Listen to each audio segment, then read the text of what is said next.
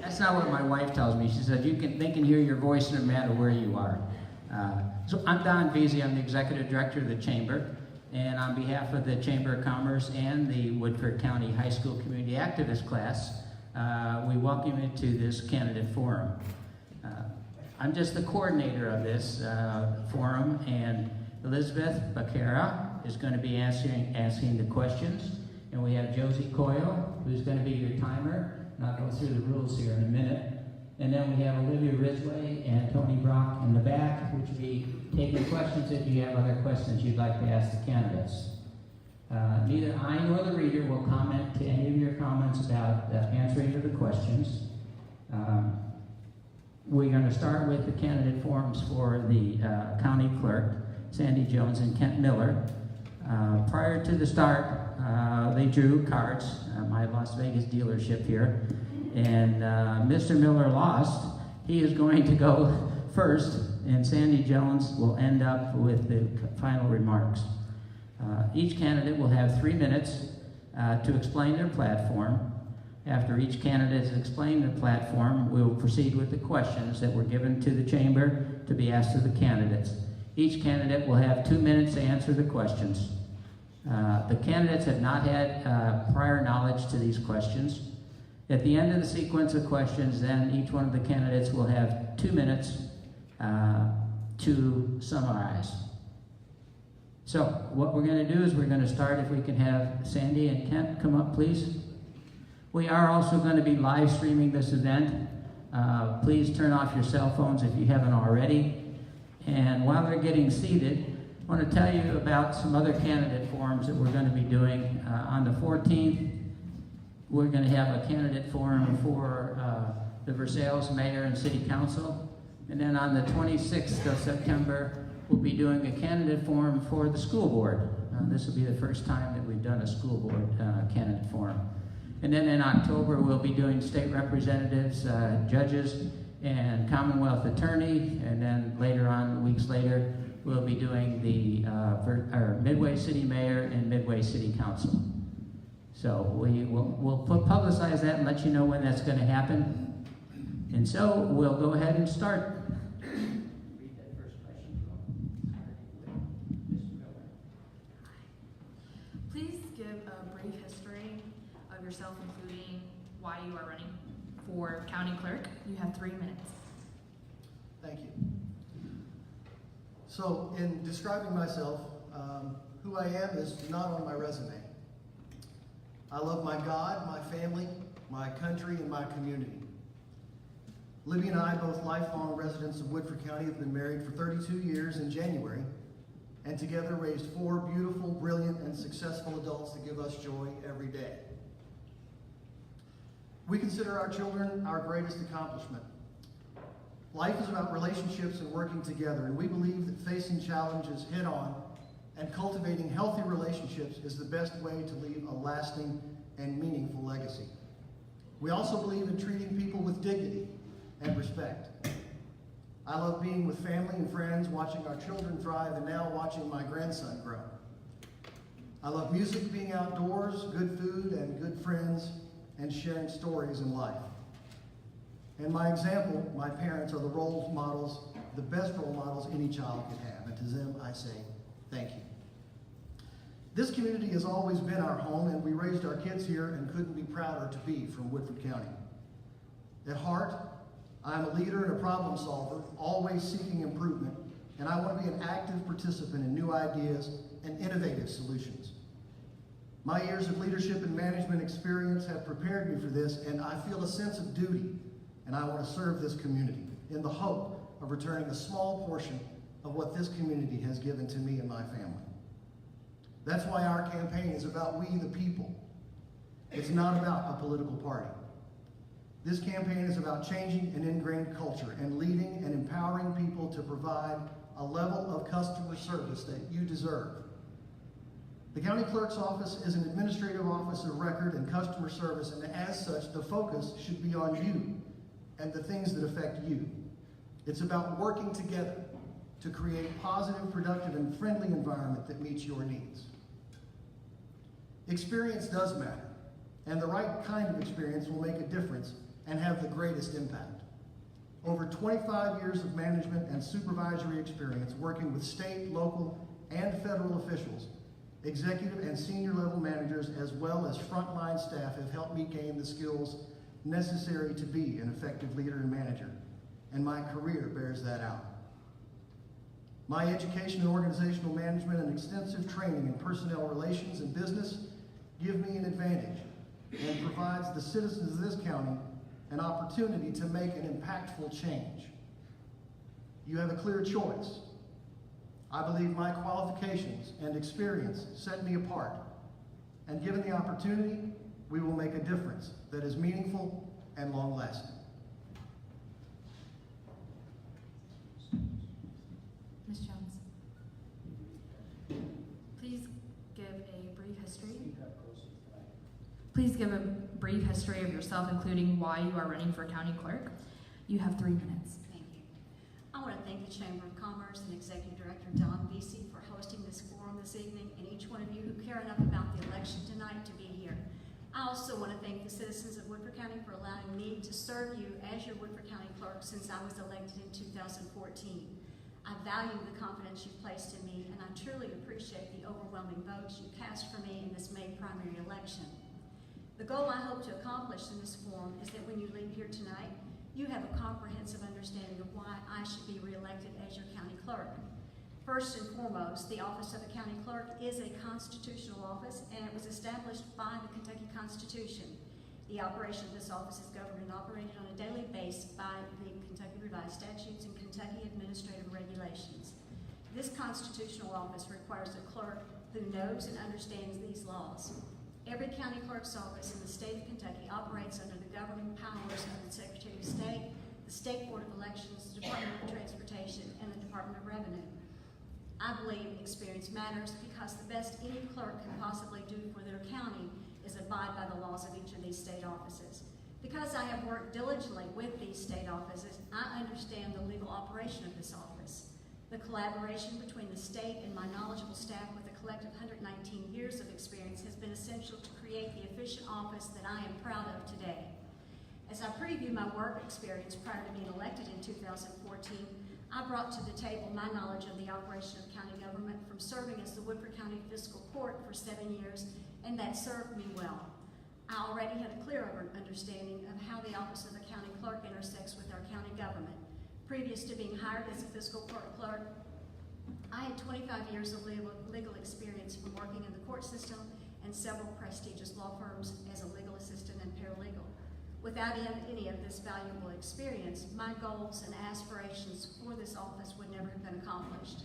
I sincerely believe this office not only requires a person who is experienced and knowledgeable in all the areas of law that govern a position such as a county clerk, but this position also needs to be someone who loves serving the public and who truly wants to give good customer service to the residents of Woodford County above all else.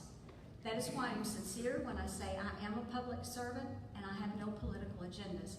My only goal is to utilize the experience I have gained as I serve the people of Woodford County as your county clerk. I have and always will have an enormous passion in my heart to do the best possible job I can for Woodford County every day. Experience matters, and it does make a difference. Mr. Jones, what are your main qualifications? Mr. Miller, thank you. Oh, Mr. Miller. Sorry. My main qualifications. I have 25 years of administrative and supervisory experience in leading personnel and in management. I have a bachelor's degree in organizational management from Midway University. I have a senior professional human resources certification from the Society for Human Resource Management. I also believe that the other qualifications that are necessary in leading any group of people is someone who can lead change. This involves the ability to bring about strategic change to meet any goal. It's the ability to establish a vision and to implement it. You must be creative and innovative. You must be flexible, and you must be resilient. You also must be able to lead people. This involves the ability to lead people toward meeting vision, mission, and goals. It's the ability to provide an inclusive workplace that fosters development of others and facilitates cooperation with teamwork and supports constructive resolution of conflicts. And finally, you must be results driven. This involves the ability to meet goals and customer expectations, and it is the ability to make decisions that produce high quality results by applying technical knowledge, analyzing problems, and calculating risks. And finally, with my years of experience, I've gained valuable skills in business acumen. This involves the ability to manage human, financial, and informational resources strategically. Ms. Jones, what are your main qualifications? My main qualifications at this point, other than being the county clerk for this past term, I started learning how to be a business owner when I bought my business. At that point, I learned how to be financially responsible. I was responsible for the operation of that business. Also, I had customer service that probably taught me the best lesson ever at that point. I went from that to obtaining my real estate license. I sold real estate here in Woodford County for a period of time. That was also another customer service trait that I learned. That was when I truly realized that I enjoyed working with people one-on-one to serve their needs. From that, I was a circuit clerk deputy. That was when I realized that I really liked the court system, and the legal aspect of the court system became more what I went into by being a paralegal and a legal assistant for the next 25 years in various law firms. My legal experience has served me well. I have intersected with local government, and I have learned exactly how important it is to be a part of the local government so that you can work with the county officials, the department heads, and understand all the aspects of county government. I do have a strong relationship with our state offices. I have formed a very strong rapport with all the state agencies that I have to work for. Thank you. Mr. Miller, what is the key to success when communicating with the public? Keys to communicating with the public and success. That takes experience with customer service, for one thing. It also takes integrity, and it's about doing the right thing even when it's not acknowledged by others, or convenient, or easy for you. I have vast customer service experience. Beginning with McDonald's, I received training in customer service from the most successful fast food chain in history. The knowledge I gained there was invaluable in handling customers and meeting their needs, and learning to communicate on their level, meeting them where they are. And the training that they provide was invaluable and second to none. From there, I received guidance and training from seasoned veterans in finance and banking and lending, and gained another level of interpersonal skills that has stayed with me to this day. My 10 years at Woodford Bank gave me an understanding of dealing with customers on a professional level. I learned you must meet people where they are and take them as you find them.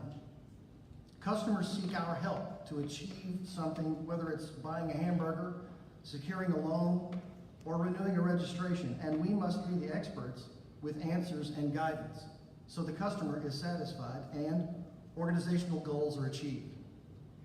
In human resources, we have a different set of customers, and while it may not be the general public, the goals are the same. Whether I'm conducting an investigation or resolving employee disputes, those skills of communicating with the public are transferable, and the objectives are the same.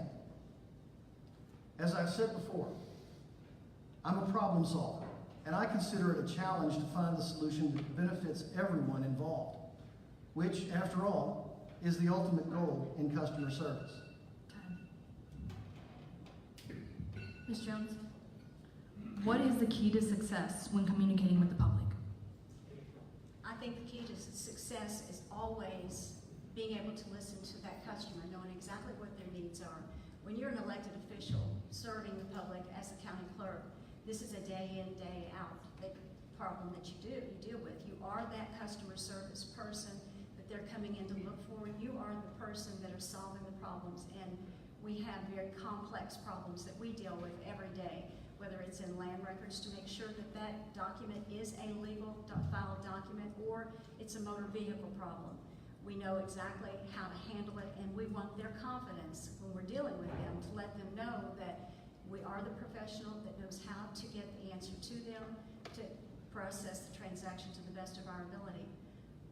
Customer service is probably the biggest key to being a public servant. And if you're not a customer service oriented person, being a county official should not be something you should reach for. Thank you. Mr. Miller, what are the main duties of the county clerk in order of importance?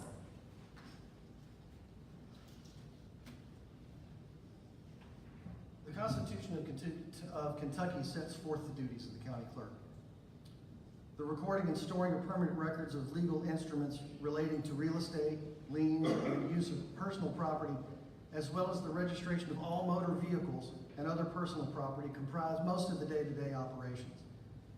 These duties are further defined by the Secretary of State and the Departments of Transportation, Revenue, and Library and Archives. Of all of the duties within the county, our election system, of all of the duties within the clerk's office, none is more vital than the administration of election laws and registering and purging of voters within the county. Our election system is the foundation of our republic, and as such demands fairness and efficiency without partisanship to ensure the integrity of each vote. As the chair of the County Board of Elections, the county clerk has no greater responsibility than the oversight of elections. And while KRS defines the duties of the office, it does not define the manner of their delivery. Everyone deserves to be treated with dignity and respect, and all manner of transaction will be conducted in a friendly and professional manner. Thank you. Ms. Jones, what is the key to success when communicating with the public? What are the main duties of the county clerk in order of importance? In the order of importance, it would be, of course, the revenue, to be able to report accurately all of the revenue, the expenditures that we have to report on a monthly basis. The taxing districts have to be paid from all of the tax revenue that is collected. We are required from the Department of Government, DLG, to Department of Local Government, DLG, to report every expenditure that we have, all the revenue, and it comes in on a quarterly basis. At that point, it's going to tie back into your budget. That is most important, to make sure that you are accountable for all of the revenue that comes in, as far as the duties that are first important. Other than that, we have a huge list of all of the duties that we perform. We have the land records. All of the land records that are here in Woodford County are filed here in the vault. We have the records from the 1700s up to right now. So we have them scanned, we have them online where they are ready to be accessible if you're not able to come into the office. The other duties we carry on a daily basis, but other than the customer service aspect of understanding exactly what is needed by that customer, that is always first and foremost. Thank you. Mr. Miller, what is the process of collecting and counting votes for an election? The process of counting and collecting votes for an election would be to determine those votes that were cast in any precinct by collecting those from the officers that are assigned to each precinct, either paper ballot or electronic, gathering those together, and through a process of checks and balances, making sure that each vote that is cast has been properly accounted for, and that the integrity of those votes have not been compromised. Thank you. Ms. Jones, what is the process of collecting and counting votes for an election? First of all, we have 19 precincts in Woodford County. Each precinct has 4 to 5 precinct election officers. Each officer is trained to understand exactly how they are accountable for all of the registered voters who come in to vote. They sign the roster, and there's a summary page that is on the back. Each one of these summary pages has to match what those machines have. That is the accountability that is given on a precinct by precinct basis. At the end of the evening, that's when all of the votes are collected by means of an MBB card that is in the Hart Intercivic voting machine that we have. We have an e-slate and an e-scan machine. The e-slate machine is used for handicap accessible. We call it an accessible machine. The paper ballot, of course, is an e-scan. Both of them have an MBB card that is not internet connected whatsoever. It's removed by that precinct election officer and delivered to the county clerk's office that evening. Then at that point, the MBB cards are downloaded. They are counted in a tally machine that is set up strictly by the State Board of Elections. And at that point, they're transferred over to the Secretary of State, so there is no outside interference whatsoever, and it's all counted back, and it starts with that precinct election officer being meticulous about how they make sure that the voters are signed, the summary sheet that matches the machine, and all of them are based on the numbers that come in accordingly. Thank you. You're welcome. Mr. Miller, what does integrity mean to you? Integrity is about doing the right thing, even when it's not acknowledged by others, or convenient or easy for you. For example, when a manager highlights their staff's accomplishments and downplays their own, that's a sure sign of integrity. The manager with integrity is a manager who, not because he or she wants to have power over others, but because they're a natural leader who's good at keeping things organized and who handles challenging situations. Simply put, managers with integrity have no need for power because they know they're good at what they do. Integrity means making a constant effort to appear appreciative of a person's contribution and to give them credit for a job well done. Another example, as a parent, I understand how tough it can be raising children. And sometimes even parents may step over the line and act out with their kids. Integrity is when that parent realizes their mistake and owns up to it and apologizes. Same can be said for the manager who lashes out at an employee. The manager with integrity will take ownership of their behavior, apologize, and seek a positive way forward. The best part about integrity is we're not born with it or without it. It's a behavior-based virtue we can cultivate over time. We should strive to show more integrity in everyday life, and we can reach those goals by practicing that type of behavior. Thank you. Mrs. Jones, what does integrity mean to you? Integrity means everything to me. Integrity is my reputation. It's how I am viewed by my family, all my loved ones, my friends, my co-workers, and anyone who knows me in the community. If my integrity level is not exactly where I feel like it should be, I have the self-consciousness about myself to know exactly what I need to do to improve it. I do believe that integrity is something that you do have to work on a daily basis. It depends on your morals. A lot of it is your lifelong experiences of how you've been raised, and the people around you have formed your levels of morals. But I do strongly believe that integrity is the core source of who you are. Thank you. Mr. Miller, as a sworn officer of the court, if your personal beliefs differ from the law, how would you handle this situation? My personal beliefs will not interfere. Thank you. Ms. Jones, as a sworn officer of the law, if your personal beliefs differ from the law, how would you handle the situation? I would abide by the law in every aspect. I have been trained to read the law, to understand the law. There will always be times when your personal opinions will come into play for you personally, but that has nothing to do with the oath that I have taken. I have taken the oath to uphold all the duties of this job, and that requires maintaining all the laws that a county clerk has to abide by. Thank you. Mr. Miller, what is your greatest strength and greatest weakness? I believe that my greatest strength is my integrity. It is also my ability to read folks and to meet people where they are. That's what I've gained over the years in dealing with customers on a long-term basis. And I believe that maybe my greatest weakness is my impatience with processes and procedures.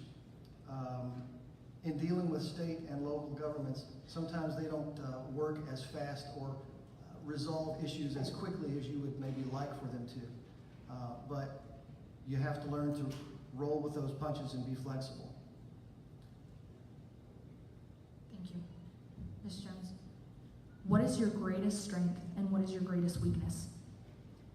I believe my greatest strength is being able to look at a complex problem and evaluate it and know exactly how to be that problem solver. In the position of a county clerk, that is what you do as a daily function.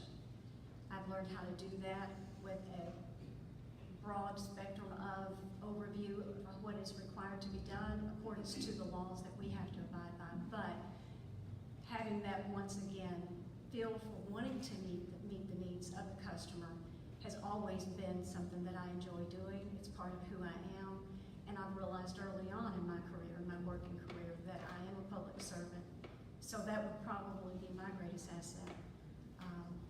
What I would need to improve upon is probably being less harsh on myself. I feel like that if I don't meet that expectations of what I wanted to accomplish at the end of the day, that's when I am probably the hardest on myself. That would be my weakness. Thank you. Mr. Miller, why should you be elected over the other applicant? Well, as I stated earlier, I believe that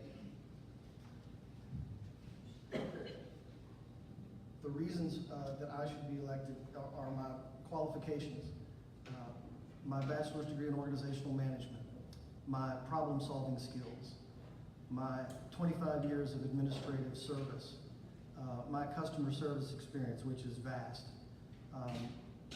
I believe that I have the business acumen, that I have vast experience when it comes to human resources and personnel relations, when it comes to finance and management and accounting. This is what I believe gives me an advantage and will allow me to run the county clerk's office in a fashion that is deserved by the county, by the citizens in this county. Thank you. Ms. Jones, why should you be elected over the other applicant? I feel like that my job performance over the past almost 4 years would definitely speak for itself. I know that the people of Woodford County have experienced at one time or another a visit or some type of interaction with the county clerk's office. I'm very proud of the staff that I have. I feel like that they are a good outreach to the public, and we do meet the needs as much as and often as we can. There are times sometimes that you're not always going to be able to give them the answer that they want, and that's just part of our business. But on a daily basis, we do reach out as much as possible. Ultimately, it is not my decision. I'm on an interview every day. What I do every day is with the public, and if I am meeting the needs and I'm satisfactory to the public, that would be their decision, and it's ultimately not my decision and me persuading anyone other than their job, how they're treated when they're getting to the office. Thank you. Mr. Miller, you now have 3 minutes to summarize.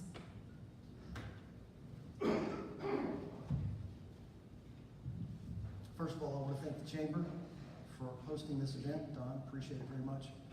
I want to send out our prayers to Cincinnati. There's been another shooting where 4 people were killed again today. I want to send our thoughts and prayers to those folks there. Although I understand and follow politics, I'm not a politician. I'm a results-driven administrator and a manager and have been for over 25 years. I've been a music director, a store manager, a bank manager, and an HR director. And I've supervised staff and taken a leadership role in all of those positions. In 2006, I earned my bachelor's degree in organizational management from Midway University, and in 2013, earned certification as a senior professional in human resources. In 2000, I started with Bluegrass Mental Health and currently serve as the Associate Corporate Director of Human Resources. Our teams are responsible for the human resource functions of nearly 2,000 employees in 21 Kentucky counties. I supervise the HR team in Lexington and work in a lead role with HR teams in Louisville and Somerset. And over the years, I've worked in cooperation with local, state, and federal agencies on projects large and small. At the same time, from 1992 to 2013, I worked part-time in music ministry for 2 different churches at the same time, not at the same time, and went back to school. So I know what long hours and hard work looks like, and I'm not afraid of taking on challenges and multiple tasks. I encourage everyone to review my resume and qualifications on our Facebook page or website at kentforclerk.com. As your county clerk, our office will work to foster relationships, build a positive, productive team, and display a strong work ethic.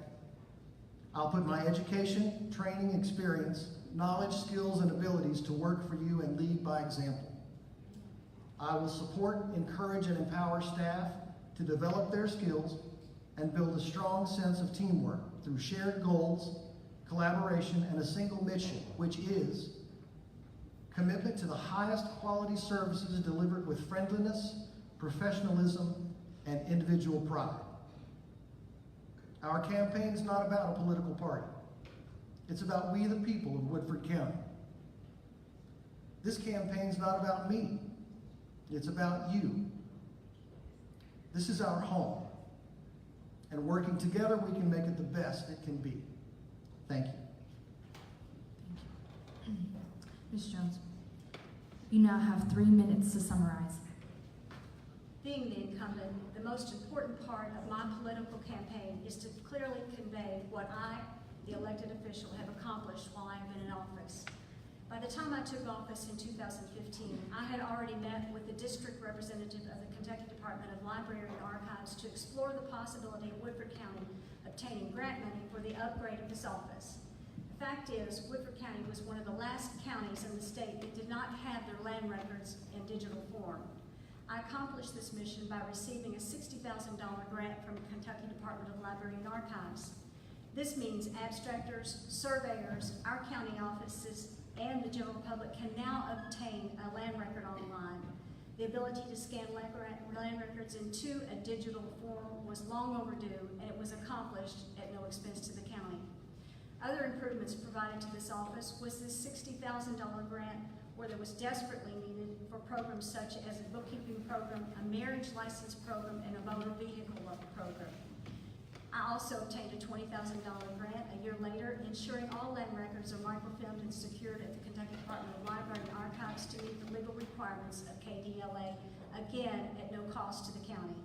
While I'm discussing the grant funds awarded to Woodford County, I would like to state for the record, this office had an outstanding audit for 2016 that reflected a $6.4 million revenue. I'm proud of the fact this audit was issued without any documented corrections to be made. It goes without saying, a perfect audit is the ultimate goal of any elected official. I have a proven record of solid accomplishment and experience. Only valuable experience in this office and experience in county government will guarantee this office will continue to be in total compliance with all county ordinances and mandated laws in the state of Kentucky. My commitment I make to you is when I am reelected, I will continue to manage this office as an experienced clerk so all residents of Woodford County are proud of every aspect of your county clerk's office. I truly believe your vote for experience matters and it will make a difference. Thank you. Thank you both for coming, and thank you both for wanting to serve the county. Thank you.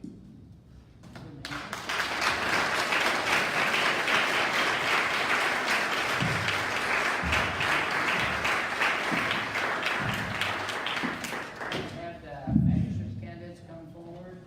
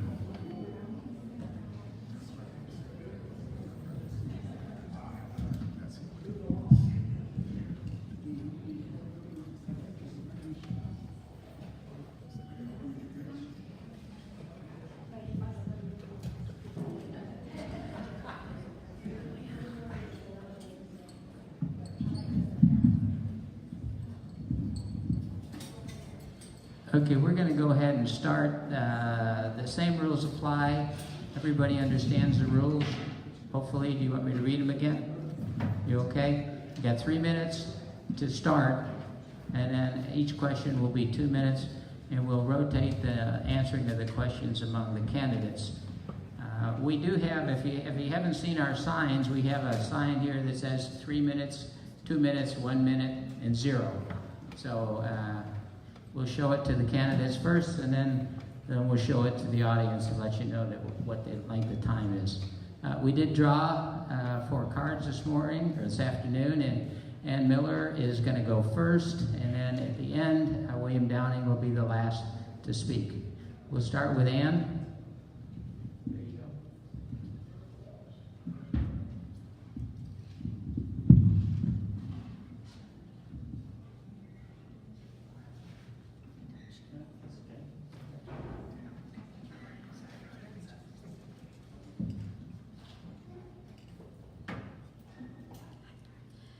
Please give a brief history of yourself, including why you are running for Woodford County Magistrate. Thank you. Again, welcome everyone.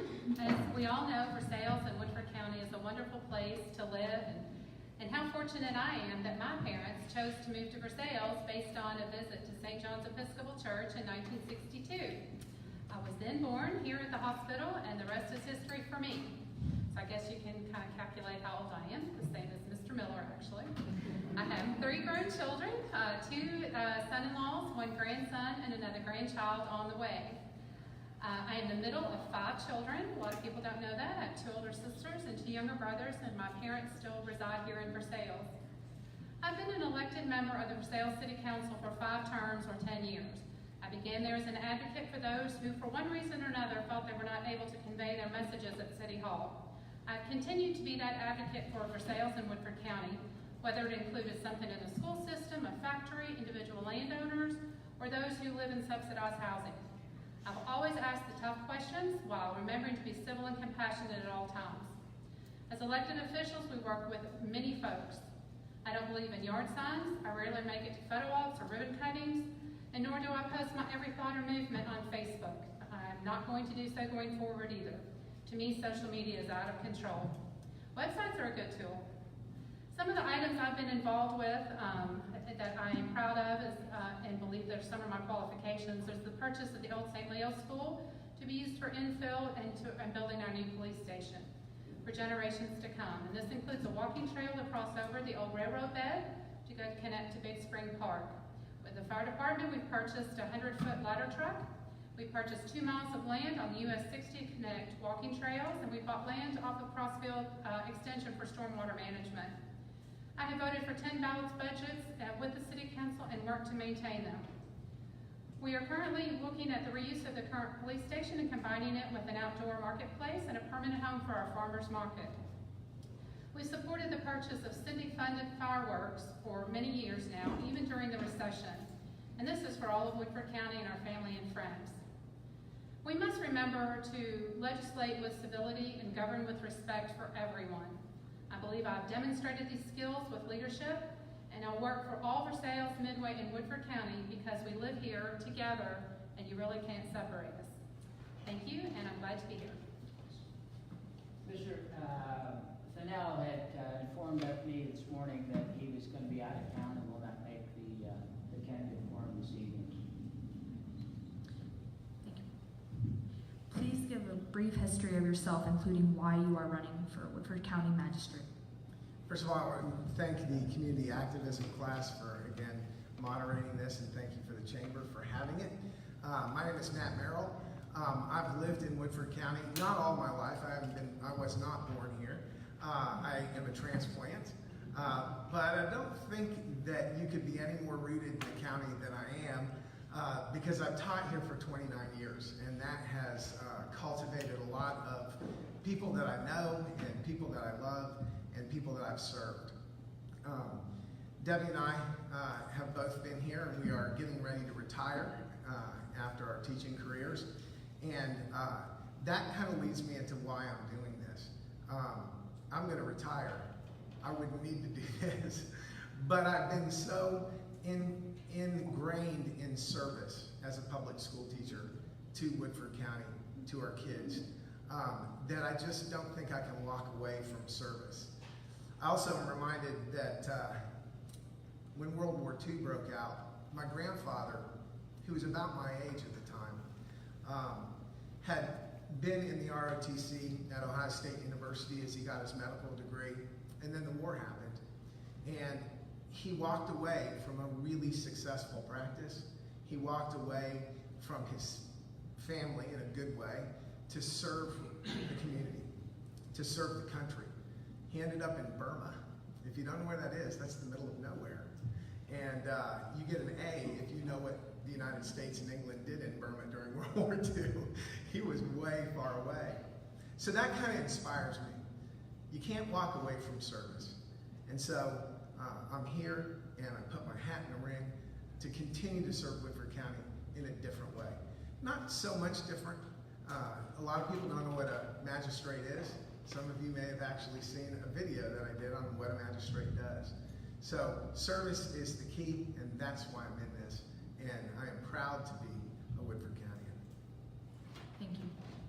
Mr. Greathouse, please give a brief history of yourself, including why you are running for Woodford County Magistrate.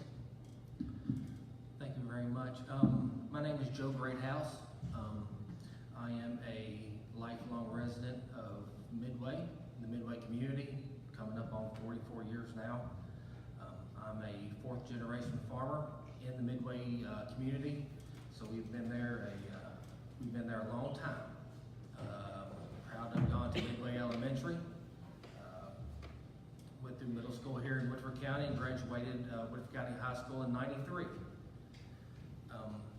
Went to college. Sometimes college is not the greatest for everybody. It wasn't for me, and that was all right. I kind of felt like I needed to do more work, and that was all right. I've made a great life for my family, I think. Married my wife Kim 18 years ago. Have 3 great kids. One's in college, one's in junior in high school, one's in 7th grade in middle school.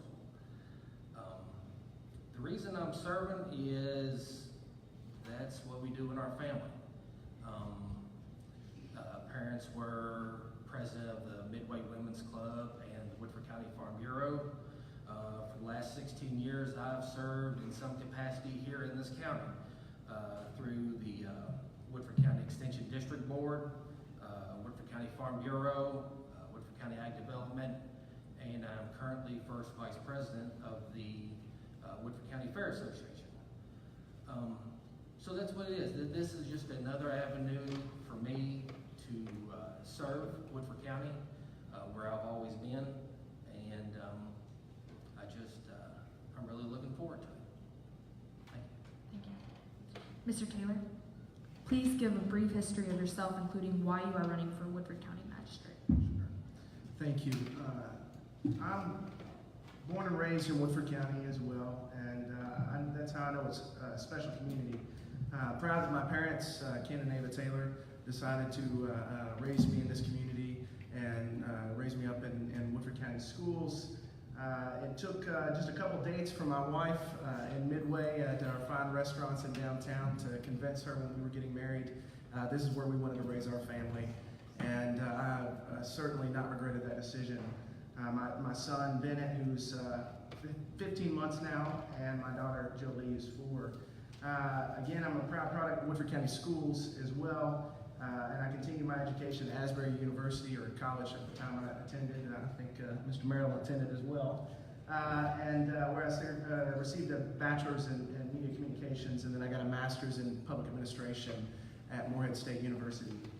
I have an extensive government experience, climbed the ranks a bit in state governments, serving in multiple roles within Governor Steve Beshear's administration, the previous administration, and gained a valuable legislative experience, certainly as a legislative body in the fiscal court, serving as the chief of staff to the House Majority Whip, a previous whip. And my work in the executive branch culminated with my service as deputy chief of staff to previous Lieutenant Governor Critt Llewellyn. I proudly now serve with the Kentucky State AFL-CIO as the political coordinator and one of my proudest moments thus far in that tenure has been working with the Kentucky Public Pension Coalition. So anybody who's a public employee, I was the digital communications person. So if you made phone calls or texted or emailed, I administered those things. So I'm excited about the opportunity to serve our county, a place that I love. I would love to bring some great perspective as somebody who's lived in the south side of the county as well as the north side of the county now. I think there's a lot of opportunities to come together and grow, and I want to be a fierce advocate for Midway, Pisgah, and much of the northern part of the county, and work together with the city of Versailles, the city of Midway, and county government. Thank you. Thank you. Mr. Blackford, please give a brief history of yourself, including why you are running for Woodford County Magistrate. Well, thank you all for hosting this, and thank you all who came out tonight. I'm Larry Blackford Sr., and Nancy Blackford's my wife, and my daughter Kimberly, and my son who's gone on to rest, Larry Jr. Born and raised here in Versailles all my life. Went to the schools here in Versailles. Spent a lot of time growing up in Versailles, and it's just real. I feel like that me growing up here, all my life experiences, whether it be good or bad, has really shaped me to be who I am. And I enjoy this community very much, and I've spent a lot of time in the community working with others in the community, so I feel really connected, and connected. I'm always giving back, and that's why I'm still here at Versailles. Retired school teacher, been retired about 6 or 7 years, graduated from Transy. BA and MA from Eastern, and 15 hours to my rank 1 from Georgetown College. And so what I enjoy doing is work with people in the community, young kids, older people, whatever, adults. I'm also the chaplain of Woodford County Detention Center, been there volunteering for like 7 years. I've got about 17 years of volunteer at the federal prison on Leestown Road. So that's just who I am. I love serving. And the reason I'm running because I love to work with people. I love for the community to reach its potential. Being a teacher and a coach and a minister, that's what I strive to do, is to always try to help those people who have needs. And I love to see the community reach its potential. And that's the way I do it. By doing that is how you serve people. And you try to motivate and inspire people to be the best they can. And you want to serve in the community to make the community be as best as they can also. I just take an interest in people, take an interest in problem solving. I don't mind difficult problems, because I think it's always a way to listen and be able to communicate and solve problems. And I think that's the joy of serving, being able to listen and communicate and try to help somebody with a problem. I think that's where government works also, making best decisions for the community, and making good decisions. I got about 40 years of community service, really, working with Parks and Recreation. I was the chairman of Roots and Heritage, and we started in Versailles. I've been on site-based council. I've held basketball camps here in the community for about 30 years, still holding camps. And I've also sat on several hiring committees with the law enforcement and community. So I'm running because I just love working with people, serving people, and that's why I'm running. Thank you. Thank you. Mr. Gardner, please give a brief history of yourself, including why you are running for Woodford County Magistrate. I'd like to thank Don and the community activism class. I'll give a little shout out to Tony Brock. I've known him for a long time, since he was a young man. It's very encouraging to see our young people being involved in activities like this. So kudos to you, and I'm glad you're here. My wife is not here tonight. We've been married 31 years. She broke her ankle yesterday, so we were at the doctor's office last night getting her taken care of. So I have her blessing to be here, even though she is not here. She would have been here otherwise. As I mentioned, we've been married for over 31 years. We have 2 children, Zach and Shanna. They've both gone through the school system here, from preschool to elementary through the high school, and they are now grown and almost out of the house. My background includes having a Bachelor of Arts in Economics and English Literature from Miami, Ohio University. I was in banking for 28 years, 4 of them in California, and 24 years, most recently as a market president for a local bank. 2 years ago, I made a career change, became a financial planner. Also went back to school and became a certified financial planner. Some of the positions that I've served in include the president of the Woodford County Chamber of Commerce. One of the things that gives me tremendous joy and a sense of service is I've been an elder and a Sunday school teacher in my church for many years and enjoy teaching in my church. I was the co-founder of Woodford Christian School and Preschool. I currently serve as the board member on the Bluegrass Community Hospital. I love golf, travel, time with family, and as far as why I'm running, I'm the only elected official in my family. So 8 years ago when I first ran, this was sort of breaking new ground for me. But one of the things I've enjoyed is getting to know people in my community, getting to know the different issues that face our community, and hopefully we'll be able to talk at length about that later tonight. One of the things I really enjoy is being able to answer a constituent's concern immediately with sometimes just a phone call and being able to take care of their needs. So I'm looking forward to serving a third term if I'm fortunate enough to be elected. Thank you. Thank you. Mr. Downey, please give a brief history of yourself, including why you are running for Woodford County Magistrate. Thank you, and thank you to the community activism class. Dawn, thank you, and the Chamber for organizing and hosting. Thank you to those who came out tonight to be engaged in your local government, and if you're tuning in online through our live stream, thank you for watching and listening. I am a lifelong Woodford Countyan, born and raised. I've lived in my district off and on now for roughly 20 years. My wife and I are both proud graduates of Woodford County High School.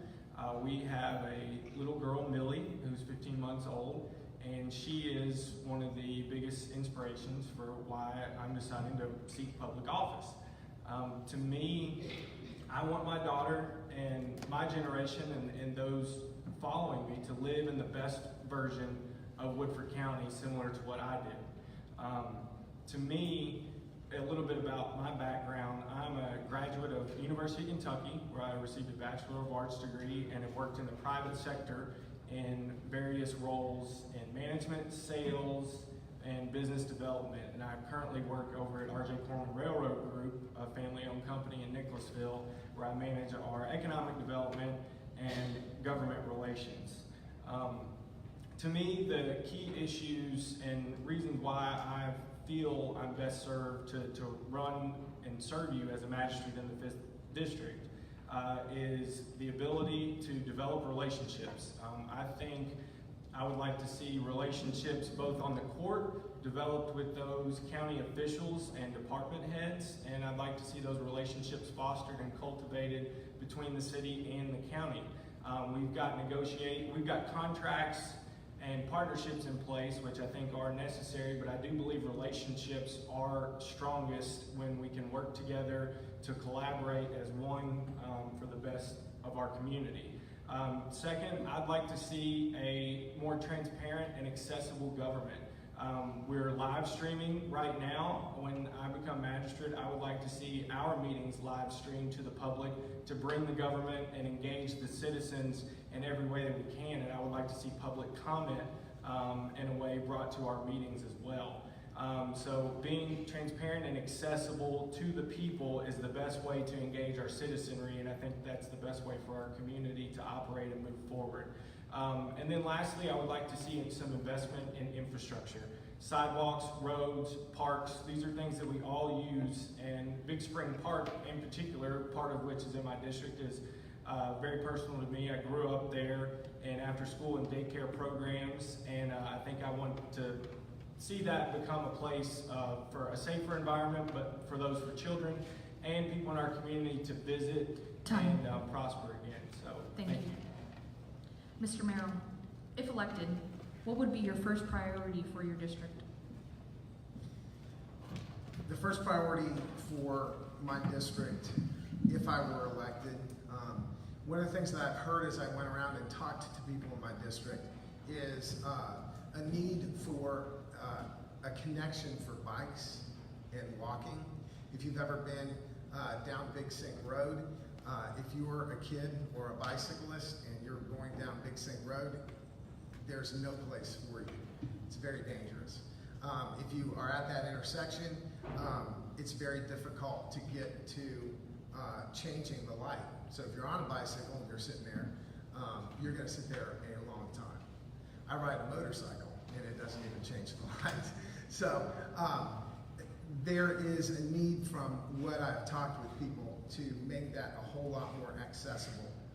With that said, I've been attending fiscal court meetings, and I made contact with AD, and I started to kind of research into how actually to get that done.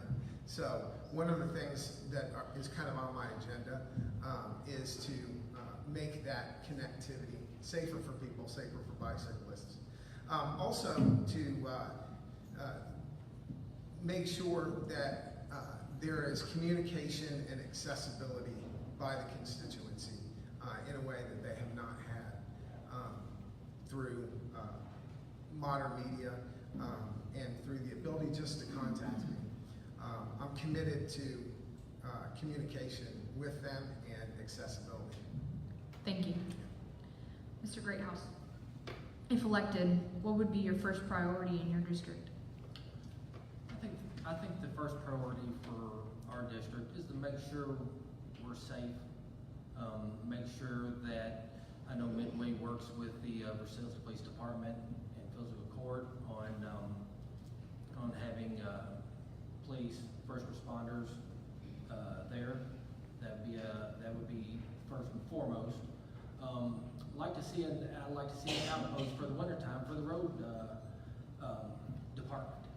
When it's a long way to travel for those guys on bad roads, if we have sort of an outlet for them to fill salt, have trucks, stuff like that, I think that would be a great asset for the Midway area. You can talk about infrastructure, roads.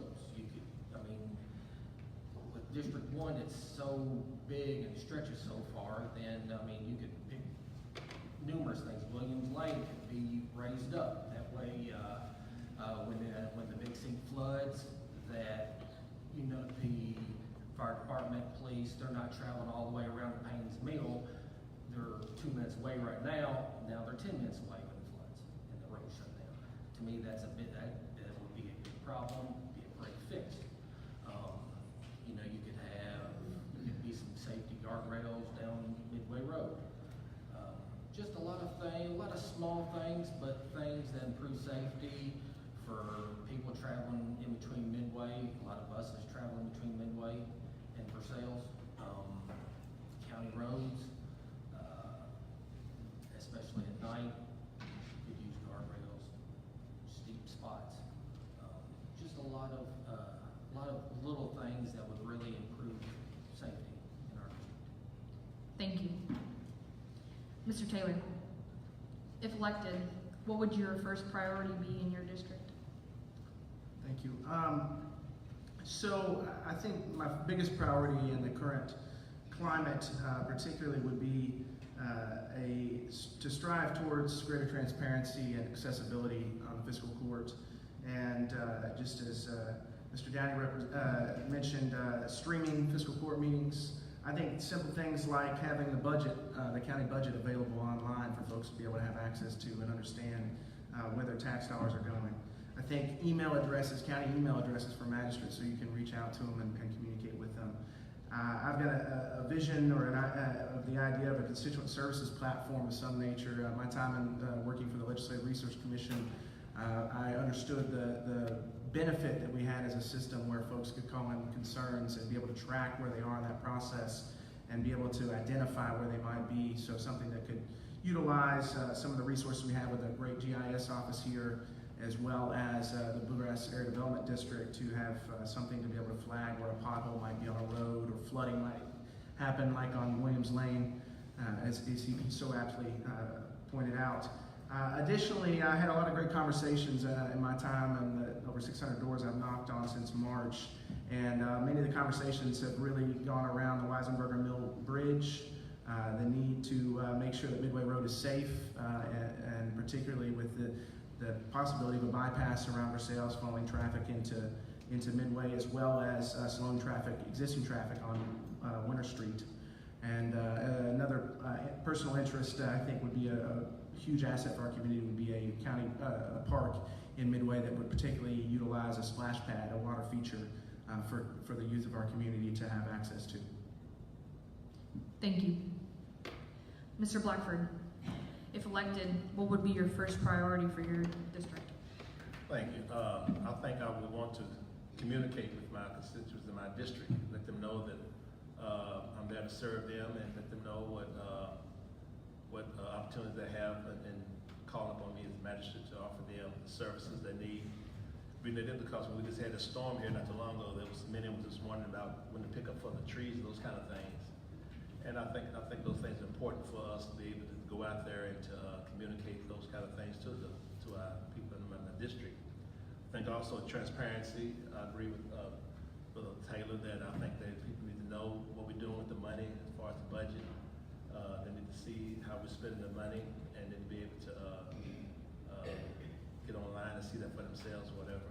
And also to get in touch with us more easily to communicate with us, call us for whatever they may have concern before we have a magistrate meeting, to bring their concern before we go to a meeting, and also to be able to communicate with them after also. So I think most of all, just let them know that I'm there to serve, and they can call on me. I'm accessible for them to call me anytime they have need. Thank you. Thank you. Mr. Gardner, if elected, what would be your first priority for your district?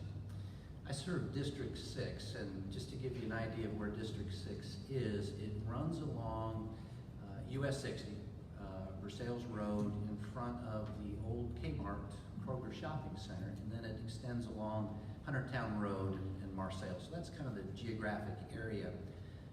I worked at a bank, Kentucky Bank, right across from the old Kroger and Kmart. And during my time there, that was kind of the main shopping center when Kroger was located there. And of course, we had Kmart there. But since Kroger's moved across the street and Kmart has gone out, I'm concerned about the shopping center itself. Yes, it was purchased by a company that owns U-Haul, and they do have their trucks out there, but I'm concerned about the condition of the shopping center, and I want to make sure that that doesn't go downhill and become a blighted property. Now, it's in the city, so it really, the fiscal court really doesn't have jurisdiction over that, but it's in my district, and it's important to me that I work in cooperation with the city to make sure that it doesn't go downhill. So that would be one of my main concerns. I'm also going to piggyback on a project that Mary Ann Gill, who's a magistrate, she's here today, has really just taken the ball and run with it. And that's the sidewalk project down Huntertown Road. She's worked tirelessly on that, but it also affects my district. So as a fiscal court member, as a magistrate, the goal would be not for next year, but for this year, is to make sure that project gets funded and that it gets completed. So Mary Ann, thank you for your hard work on that particular project. Thank you. Mr. Downey, if elected, what would be your first priority for your district? Thank you. I believe some of the priorities that I've spoke about would benefit not only the folks in my district, but the entire county. And that would be creating a more accessible and transparent environment in our county government and bringing the government to the people. Again, to echo a few of the comments made by Lyles Taylor, but having the ability to open up our agendas on our fiscal court, open that up to the public, engage with the citizens in my community, and making it as transparent and accessible as possible, having countywide email services, perhaps a county constituent services that's best able to take in the needs and concerns of our citizens and coordinate them appropriately amongst our different department heads and magistrates so that we can best serve and respond to the people in our community. And going back to my comment earlier about infrastructure investment, I think living in town, representing a city district, working in conjunction with the city, developing those relationships to where that we do have better sidewalks, better roads. Those are easy fixes, that everyone benefits from. Whether you're walking and getting downtown to shop and visit in our community, or you're traveling on our roads, those type of investments are not just maintenance issues, but they can become public safety issues very quickly.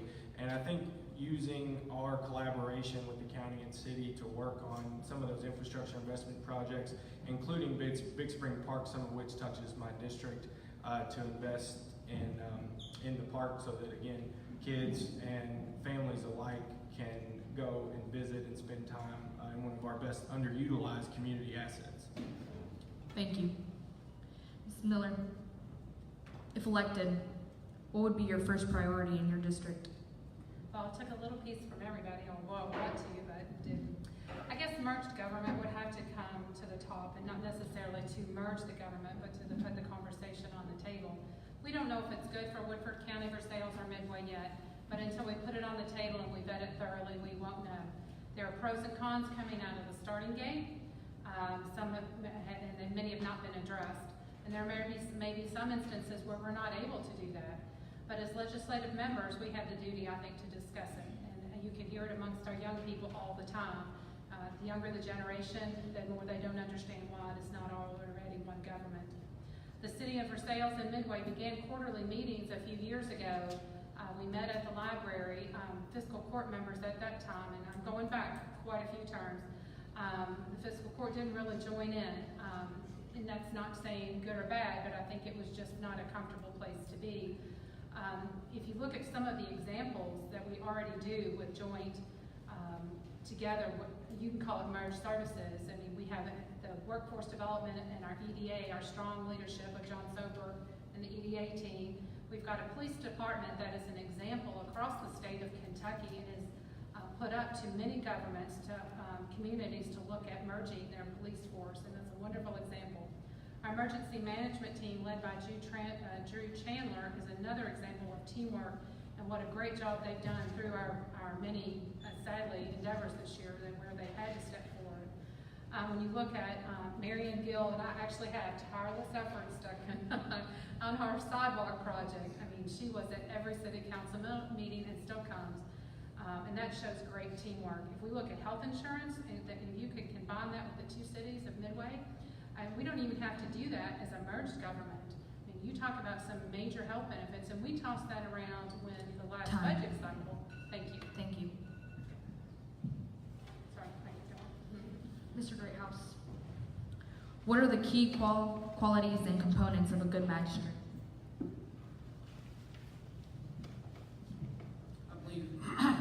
I believe the key qualities of a magistrate is you have to be open to any suggestion, any criticism,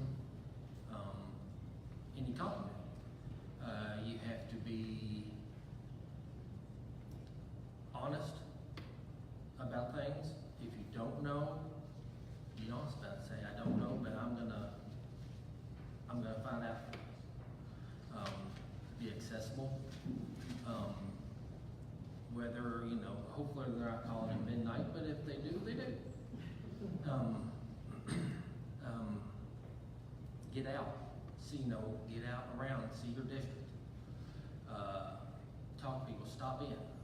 I'm lucky that I work in my district every day of my life. And from one end to the other, I'm somewhere in that district every day, every week. So stopping in, asking people how you doing, talk. The great thing is, Midway we have Corner Grocery. If you want to know something, just go down City Corner Grocery. You'll find everything out you need. So that's to me, that's what it is. You have to go out and you have to talk. You have to listen. You have to be open-minded. You have to be accessible. Thank you. Mr. Taylor, what are the key qualities and components of a good magistrate? Well, a few things come to mind. First, I'd say that you got to have a service mindset. That's certainly in all things government, as well as commitment and civic world. You've got to have a service heart, servant's heart. You got to be accessible as well. I'll echo that. You've got to be accessible not only in being able to be approached, but also putting yourself and positioning yourself to make sure that folks can have that comfortable, open communication. One of the things that I think I've thought quite a bit about for this role is having a scheduled time or set times where folks can know that I'll be available for them to come speak to me. Sometimes folks are intimidated by just making a simple phone call, or they maybe don't know who to go see about a certain issue, so being accessible in that, as well as being committed to serving our community, creating a new future, moving forward, and being tenacious in that, as well as transparency. This certainly is a thing that I think we can grow on, and somebody has to be transparent. Long gone in this world of technology is a world where we can hide behind the bureaucratic mechanisms. We have the ability to send messages across the world in an instant, and we certainly need to live up to that in our county government. Thank you. Mr. Blackford, what are the key qualities and components of a good magistrate? I think it has a servant heart and a mind to serve the people. I think it's very, very important. Being a teacher, coach, and educator, and minister. That's pretty much what I've been doing all my life, and I do it because I have those qualities about me. I love serving. I think also being honest. I think when you work with people, work with the public, you need to be honest. And I think that's where people you work with, if they see that you're an honest person, they have confidence in what you're doing, decisions you're making, and in your decisions that you do make concerning them. I think it's very, very important to be honest, because I'm not a politician, and I would never be a politician. So, because I love serving people, I don't have to be a politician to serve people. You just want the best interest of the people and the community to do the best, and I think that's important. Also, not afraid to make tough decisions. Not afraid to make tough decisions.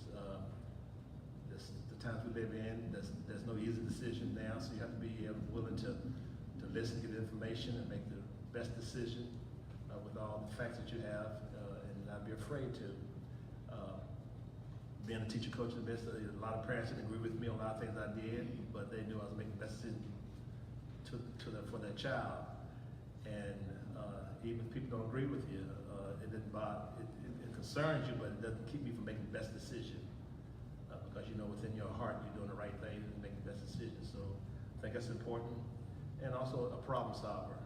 Be willing to listen and be able to think through, get information, and make the best decision you can out of the information you have, and just be confident with the decision you're going to make with the information you have, and move forward.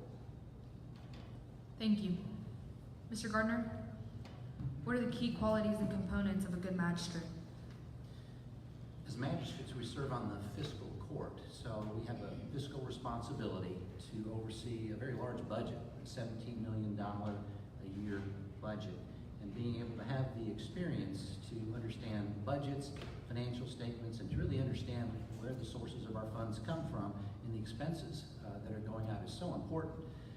We've been fortunate these past 7.5, almost 8 years that I've served, never raising property taxes on our county constituents. We had some tough times. When I first came on the fiscal court, the budget was a little bit tight. There was a period of time where we were running really thin when it came to our cash flow. We had to borrow money for a period of a couple months. And I remember hearing the drumbeat of, we need to raise taxes. We need to increase our revenue through taxes. And to the fiscal court's credit, and my position was always, we're not going to raise taxes. We were able to steer through those challenging waters. And now we have greater revenue sources through a greater tax base from economic development. And we actually enjoy a surplus now. So I think having a financial background is so important. I've got a banking background, as I mentioned. I'm a financial planner as well. So working with numbers, working with finances is something that I do on a daily basis. Thank you. Thank you. Mr. Downey, What are the key qualities and components of a good magistrate?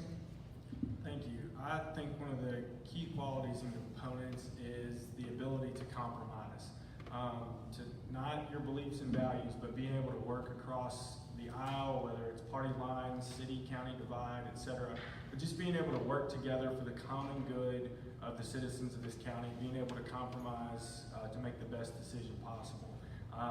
Again, to echo what's said earlier, open, honest, accessible, transparent.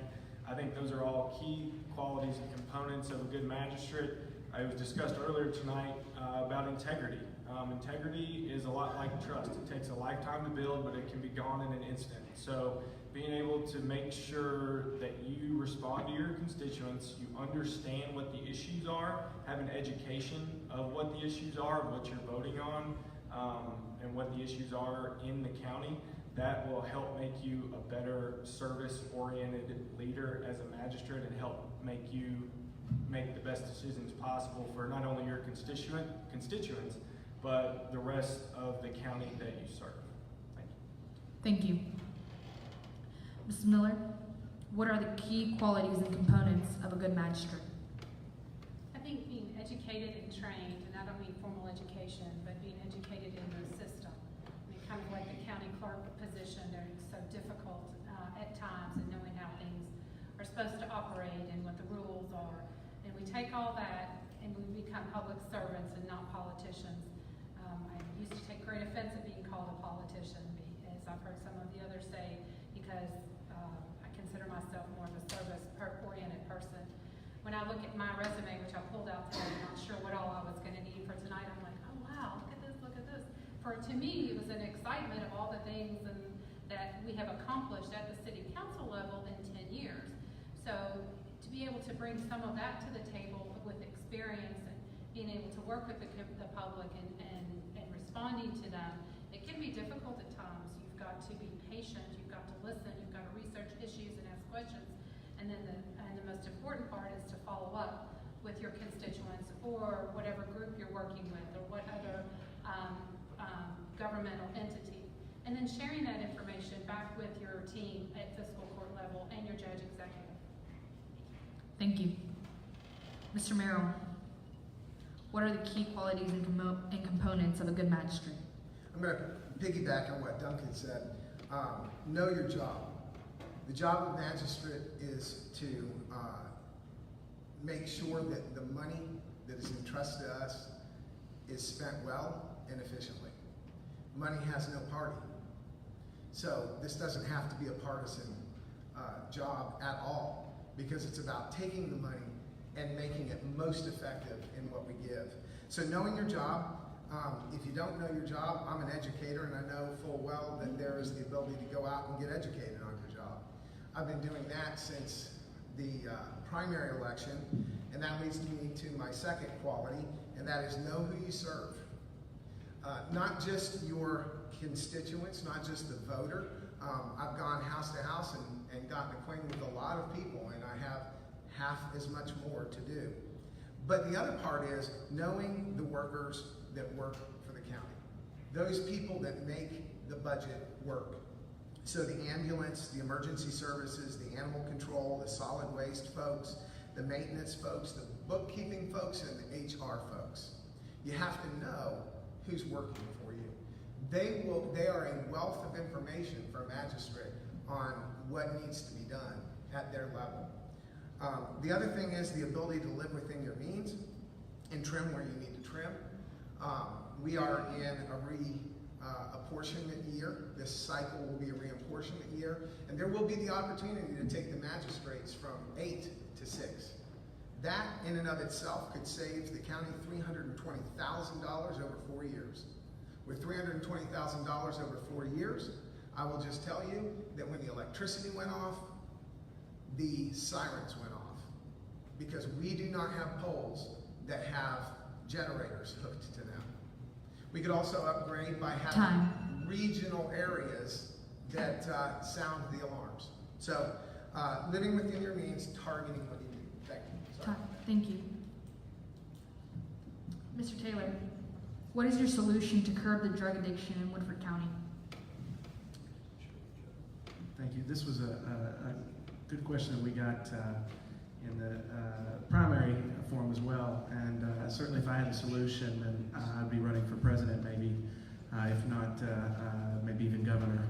I will say that anything that we do as a community to try to curb this terrible epidemic that we live in that's impacted so many of us has to be a two-pronged. One, it has to consist with support to our first responders, that they have the tools that they need to be able to adequately respond and protect both that and the safety of those that are dealing with addiction, as well as some of the things that may come with that.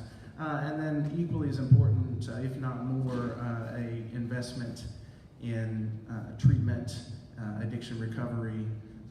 That's such an important integral part of this.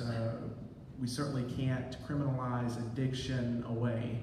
And so we've got to work and strive together to make sure that we have the resources to our community. And I really had the great opportunity to participate in Narcan training with our public health department. And that was eye-opening to realize that right now much of what we're doing is just putting a Band-Aid on a wound, and everybody that's working on it is doing all they can, and they need continued and increased resources to try to curb this epidemic. Thank you. Mr. Blackford, what is your solution to curb the drug addiction in Woodford County? Solution. I don't think it is a solution. I think there's some things we can do to try to be more effective to help those who are addicts and those who are being exposed to so many addictions. I think we have to educate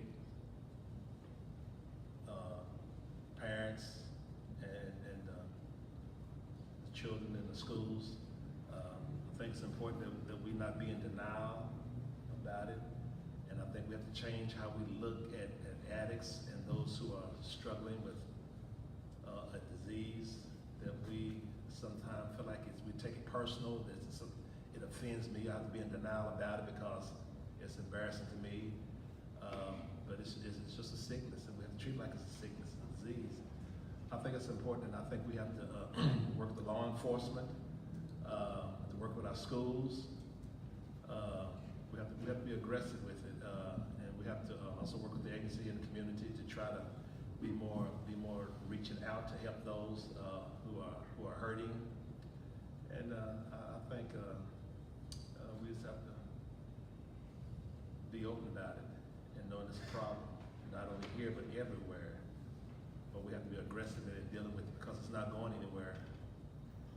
And so by us just ignoring it, it's not going to just disappear. So we have to be aggressive and come up with some real aggressive ways and some ways of helping to come back. This is the best way we can. It won't be a solution, but we'll be helping this. We've been aggressive doing all we can, because it strikes everybody. It does not discriminate. Thank you. Mr. Gardner, what is your solution to curb the drug addiction in Woodford County? This problem is much bigger than Woodford County, much bigger than the Woodford County Fiscal Court can certainly solve.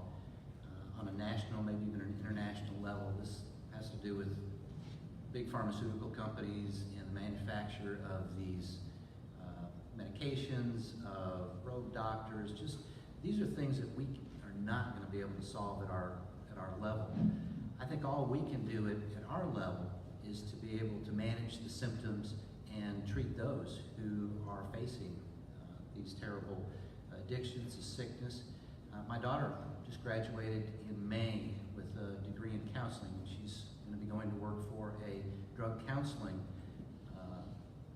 company, and she's going to be dealing with people who have addictions and working with on the counseling side of it, but then doctors are also able to prescribe medication that can help addicts to be able to eventually kick this habit or to be cured of this disease. At the local level, I think we just have to support our first responders. When I talk to our ambulance director, and they see addicts all the time. They save lives literally through using medications, and we have to be able to support them, to be able to fund them, just to help keep people alive. We also need to help education in the school systems to make people more aware of this terrible disease. Again, I don't think we're going to have the solution. All we can do is maybe manage the symptoms. Thank you. Mr. Downey, what is your solution to curb the drug addiction in Woodford County? Thank you. I'm not going to pretend that I have a solution to curb the drug epidemic here in Woodford County or across the state or our country. But what I will say that I think it will take a community-wide effort to address this issue. As Larry mentioned, it's past time sweeping it under the rug. You've got to put it out on the table and discuss it as we're doing here tonight, and as other members in our community have stepped up and are attempting to address as well. I think it is a two-part, prevention on the front end and rehabilitation on the back end. We've got excellent law enforcement here in our community, Sheriff Johnny Wilhoyd and newly appointed Chief Mike Murray, working with our law enforcement officials to get them the training they need on the preventative side, getting them in the school systems with our DARE program, educating our youth and counselors at the high school and middle school levels so that we can address these problems early before they get worse. And then on the back end, on a rehabilitative side, if there's a way that we can have a larger conversation about our jails and medical facilities and how we can work on more rehabilitation and less criminalization of some of these drug offenders so that we can work to get these folks well and the help and treatment that they need. That, I think, is the two-way approach that I hope to see us continue down that path as a community to address this terrible and sad epidemic. Thank you. Ms. Miller, what is your solution to curb the drug addiction in Woodford County? I think first and foremost, it's education on all levels. And RAW has done, the group RAW has done an amazing job of bringing that to the forefront for our community. And I think our education, kind of like our DARE program, it needs to start a little bit younger than it does. Maybe, I think that's 4th grade, maybe even start that much younger. The poverty level for the state of Kentucky in 2016 was 18.5%. For that same period, the city of Versailles poverty level is 25.2%. And this is not acceptable. We must embrace this as a county, an entire county. This is not just a city issue. I think a lot of our, unfortunately, maybe I can't say a lot, but I think some of our issues are found in those figures. We must improve that poverty rate by reducing it and I guess give some options for our young adults in creating those full-time and part-time jobs. Our young people need after-school jobs, they need those summer part-time jobs. When I was growing up, those were abundant, and I feel after raising 3 kids that those are few and far between. Our kids need to stay focused on sports and anything else they can. But sports aren't for everyone, and they sure are not financially reachable for many. I remember Mr. Akers when my oldest daughter went to high school, and he said, I know it's hard for you to turn over your child and leave them here all day, just like at elementary school, but he said, the longer that they're in the school building from morning to night, the more active that they are and the more involved they are in the school system, and the less likely they are to get in trouble. So, I don't know what the answer is. I think we can all help individually and as groups. Thank you. Mr. Merrill, what is your solution to curb the drug addiction in Woodford County? Well, first of all, I said earlier that the ambulance is part of fiscal court's responsibility. So making sure our ambulance crews, like Duncan said, are equipped and educated to deal with the problems that they encounter. If that means Narcan, spending more on Narcan, then that's the case. But that is only, the last ditch. You want to do something for it before that point. So I'm going to turn this microphone and I'm going to look right into that camera. So if you're watching today and you're live streaming, I really want you to think about this. Fiscal court and governance, when it can't meet the need, we community partner. And there are great community partners in the county that help meet needs that's beyond fiscal court, that's beyond city. So those of you watching tonight, I really want you to think about how you can partner with government, how you can pull churches and schools and agencies together and fix this.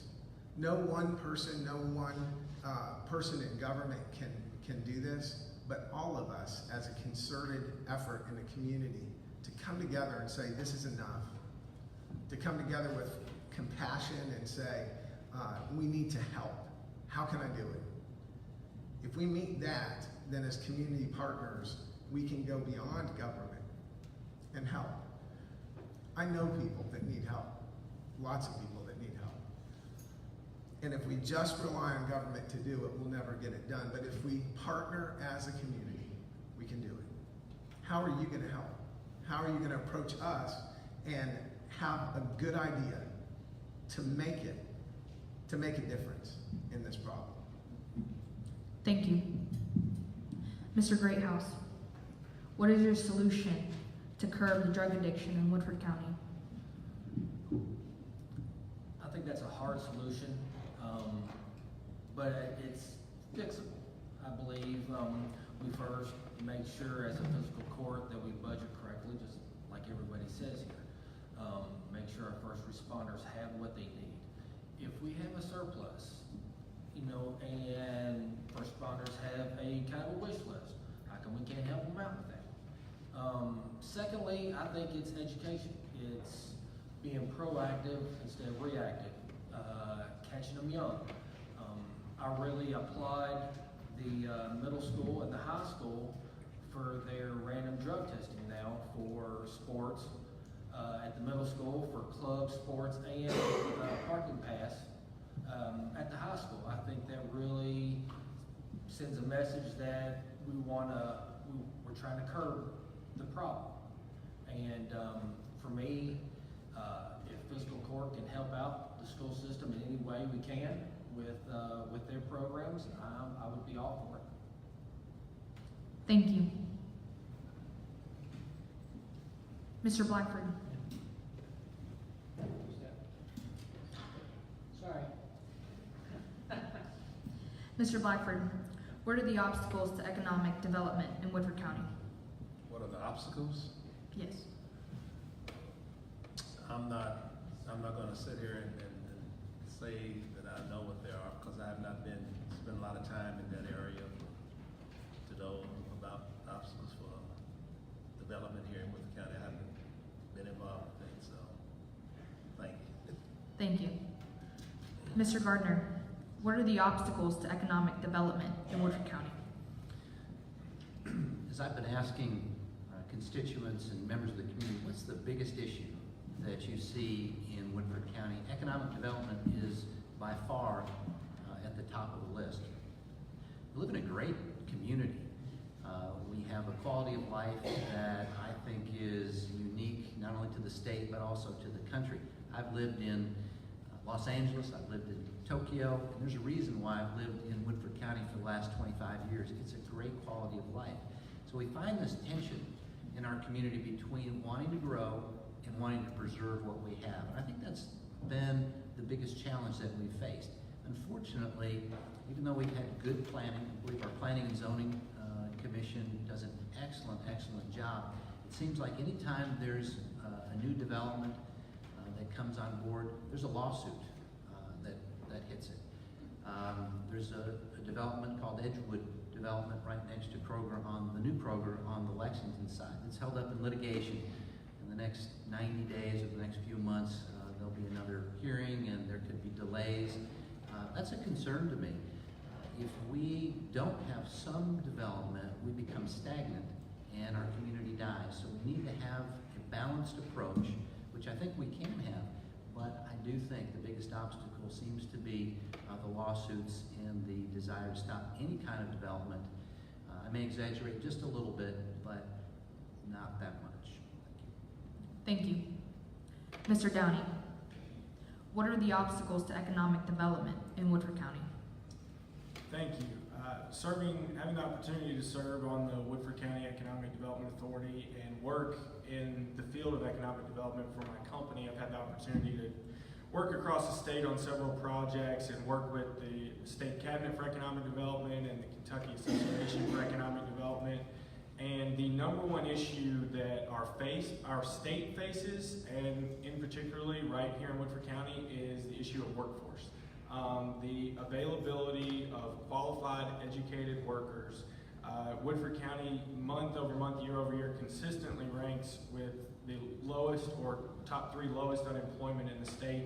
And so that is an obstacle that we face, like a lot of communities in central Kentucky, in the region, and across the state. And I think what we've done from an Economic Development Authority Board standpoint is address workforce by working with our school systems and bringing our industry and our students together and bringing our teachers and our industry together so that they know what the needs of our industries are in this community, so that we can work to address those workforce issues, so that we can fulfill some of these jobs, not only the new industry that's moved in here in the last few years, but we need to take care of the existing industry that have invested millions of dollars in our community and make sure that they have a qualified workforce to stay here so that we then benefit from those payroll tax dollars. And then just to echo Duncan's sentiment, I do think the land use availability, not only here in Woodford County, but central Kentucky, is a constant debate on how to properly grow. And when emotion gets in the conversation, I think that's a huge obstacle that we have to overcome in our community. Thank you. Ms. Miller, what are the obstacles to economic development in Woodford County?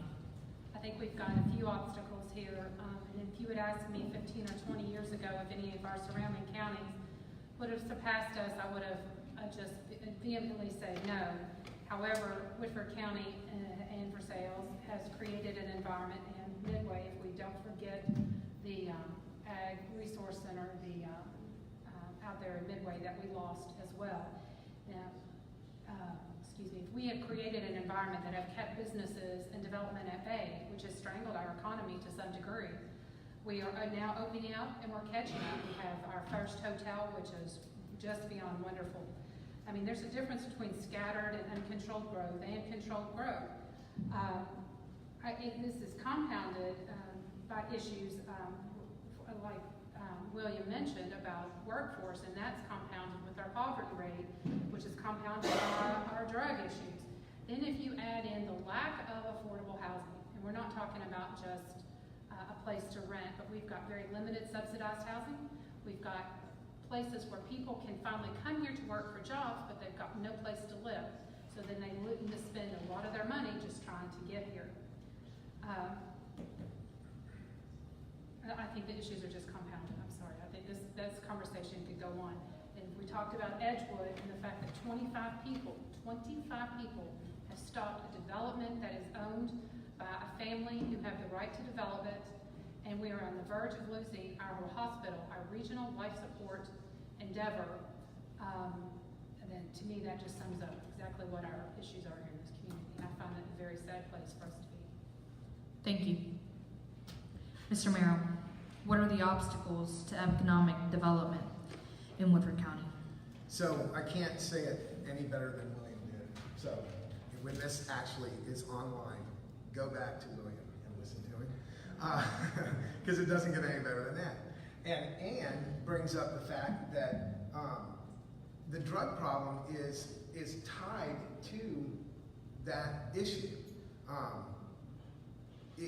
Our problem is finding a workforce that is capable of doing it.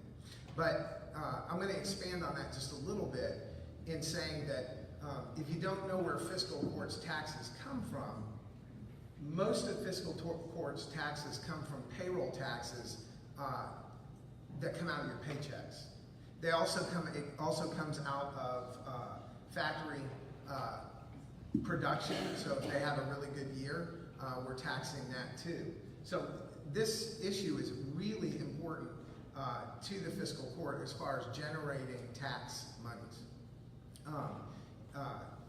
We are lucky that this county is so wealthy.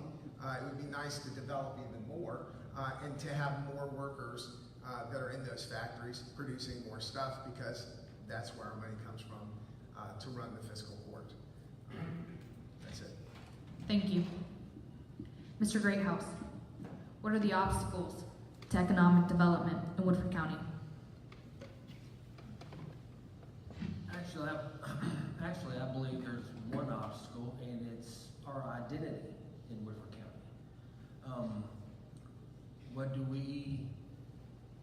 What do people see us as? We're an agricultural community.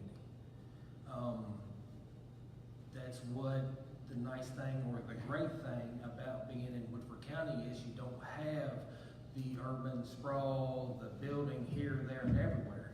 Is we've kept our identity, and we're about the only one in Central Kentucky that has done that. You're talking to a farmer, so I'm partial to the ag community. Is there room for economic growth? Yes, I believe there is. Midway Station's trying to rezone 40 acres to be able to build. All right, you've got the 40 acres, you're gonna have another 30 acres. How come we can't do affordable housing or some kind of housing in that, because it's already zoned residential for people to come in and work? I mean, you have a top 5 education system here in the county. Midway's a great place to live, been there all my life. There's places to grow, but you can grow in. You don't have to grow out and still keep the identity of the county.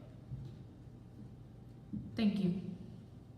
Mr. Taylor, what are the obstacles to economic development in Woodford County? Well, I'll echo what some folks have said, and I'll probably piece a little bit together on this. I'll say the number one obstacle is the workforce. Lakeshore Learning in Midway Station has struggled to, as they ramp up, to have a workforce to be able to meet their goals. They've worked very hard and partnered with many great community resources to be able to come together and have those jobs filled. But I will say that we're at relative full employment in our county. That doesn't mean that people don't have, there aren't people out looking for work. That doesn't mean that there aren't folks that need to have positions filled in our community, but that creates a unique situation for us. And what I think, one thing that is kind of interesting in this conversation is that growth isn't necessarily, and I mean growth in the sense of development, is not necessarily economic development. And I think that's an important nuance in this discussion, and I mean that to say that we've got to be innovative, and I think the real solution in all this is education. And as I believe it has already been mentioned that we've got a tremendous pre-K through 12 education system, but I think a lot of folks don't talk about what other resources we have in higher ed.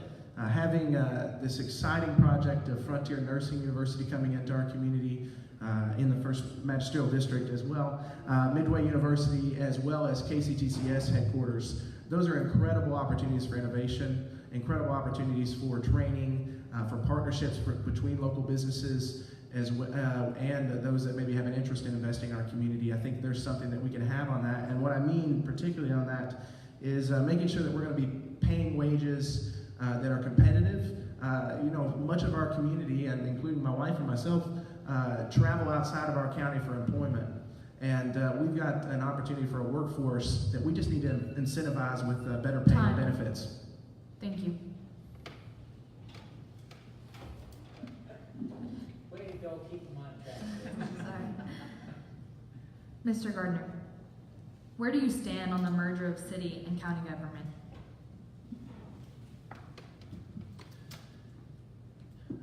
That's a great question. Ann brought that up earlier about whether to merge the two cities in the county to have one government.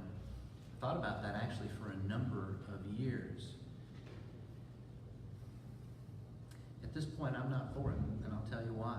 I think what makes this community unique is we are a quiet bedroom community in many ways. We are an agricultural community in many ways. When we have out-of-town guests, we go to Midway, and we eat there, we shop there. It's very unique. And if we were to merge government, we're going to lose a lot of that uniqueness. We are, at this point, the city of Midway and the county occasionally butt heads. And part of the reason for that is because the city of Midway is fighting for their identity, for their autonomy, and if they don't have the representation that they have right now, I fear that they'll just become kind of merged into one large city community without its own identity.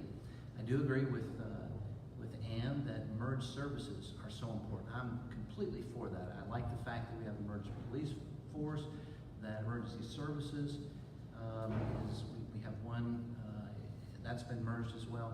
So I'm for as many merged services that make sense, but I'm not for a merged government. Thank you. Mr. Downing, where do you stand on the merger of city and county government? Thank you.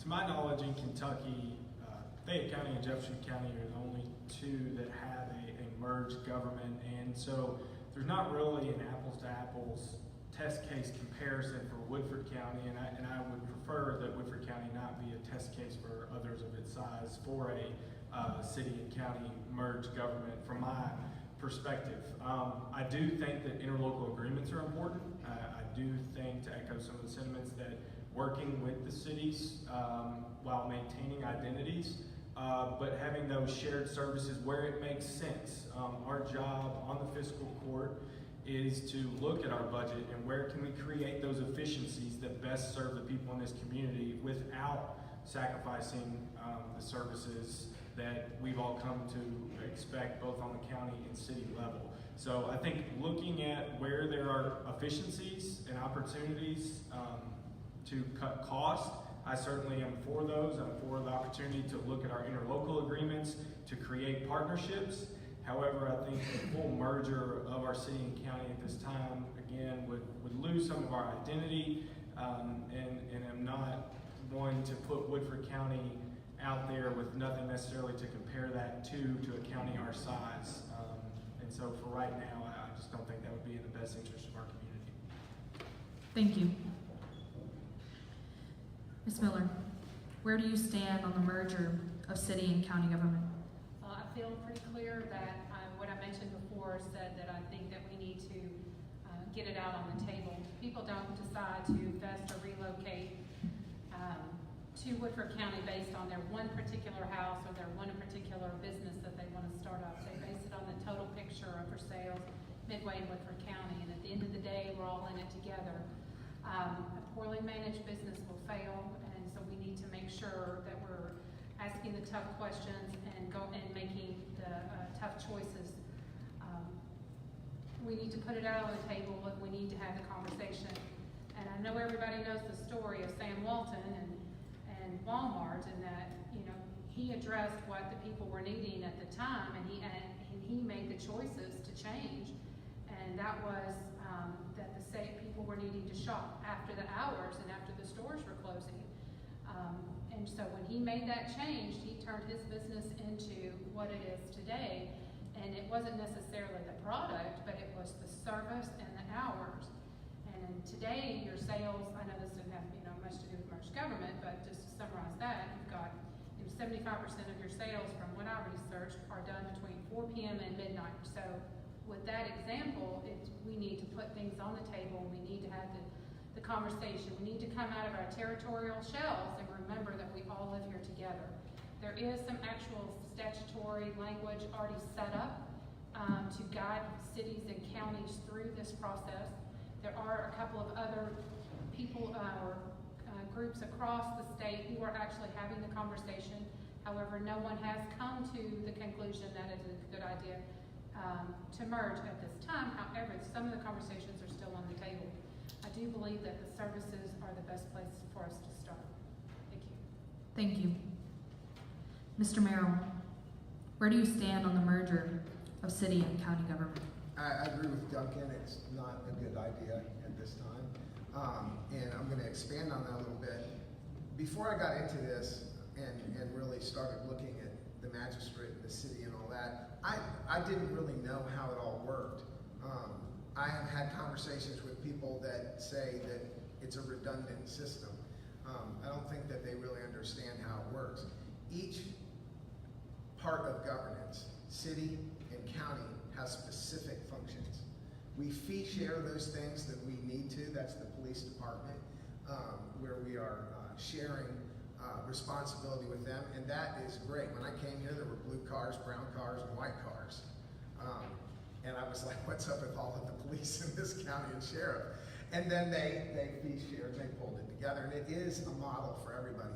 But if you think about it like this, if you pitch savings, you may save by having less, but the problem with that is in separating or merging city government and county government, you make it easier for those power players that have money and influence to influence the few all in one spot.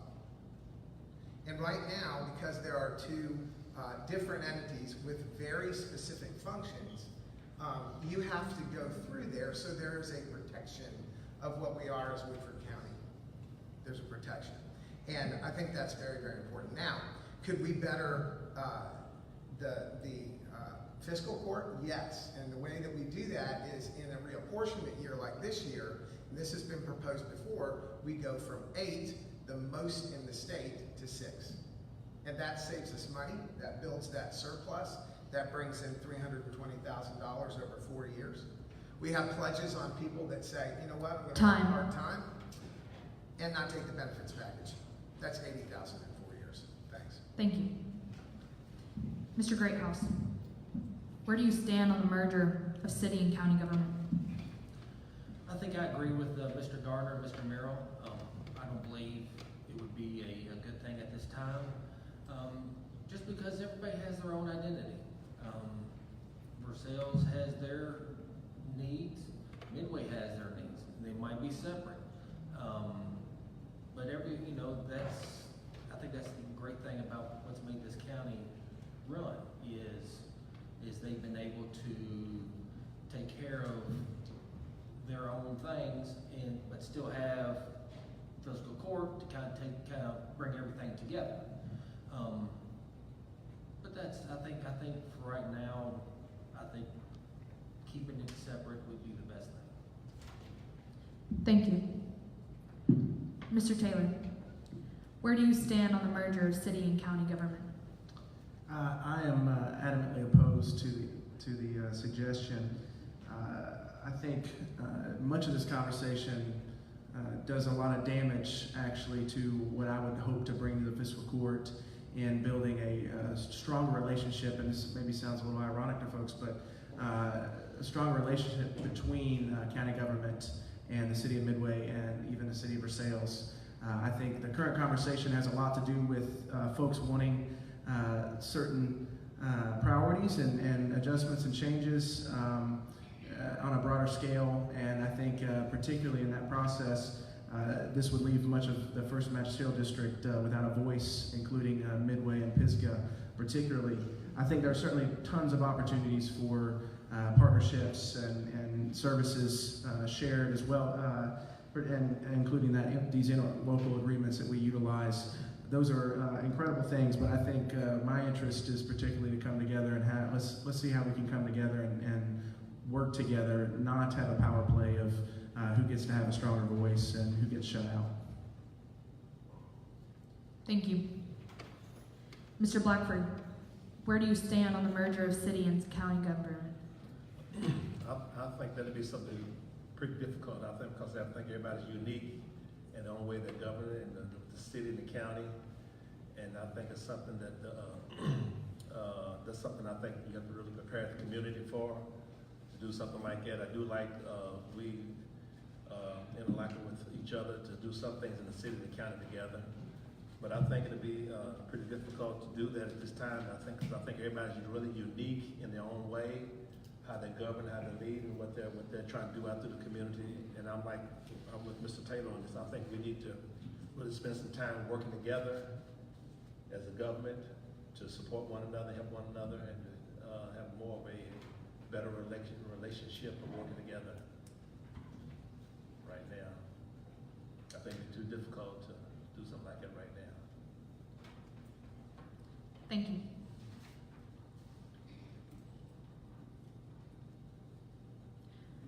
Mr. Gardner. Oh, sorry. Mr. Downey. Suppose you're elected and it is the end of your term. What do you want to be able to say that you have accomplished that would lead voters to elect you for a second term? Thank you. I think 4 years from now, I hope we are able to look back and again see a more open and accessible and transparent government. I hope that we would have made advances in technology countywide, both at the government level and from an infrastructure standpoint, creating more accessible elected officials with some of our everything as easy as county email addresses to public comments at our bi-monthly meetings, or twice a week meetings, excuse me. Opening up our meetings to the public via Facebook, or maybe we signed a contract with the Bluegrass Area Development District to live stream on YouTube. Whatever the case is, I think looking back to see those types of accessibility that we created and that we brought the government to the people and created a more engaged citizenry, I think that would be something that I would hope to see 4 years from now. And I also hope that we see an increase in investment in our local infrastructure. Again, going back to our sidewalks, our roads, our parks, all those, I hope that we make serious investments in our own community to make everything more accessible for the folks in Woodford County. And again, something as simple as sidewalk and road investment can lead to public safety hazards. And I think more than just maintenance, but actual infrastructure upgrades in our community is something that I hope to see 4 years from now. So the increased accessibility, both from a transparency and accessibility on an infrastructure side of things, I hope 4 years from now, people will be able to look back on and say that we've done a good job. Thank you. Ms. Miller, suppose you are elected and it is the end of your term. What do you want to be able to say that you have accomplished that would lead voters to elect you for a second term? Well, I guess not merged government based on the group here. No, I'm just kidding. Still to that, I think that the conversation needs to happen. I'd like to see things like additional internet and cable providers brought into our community.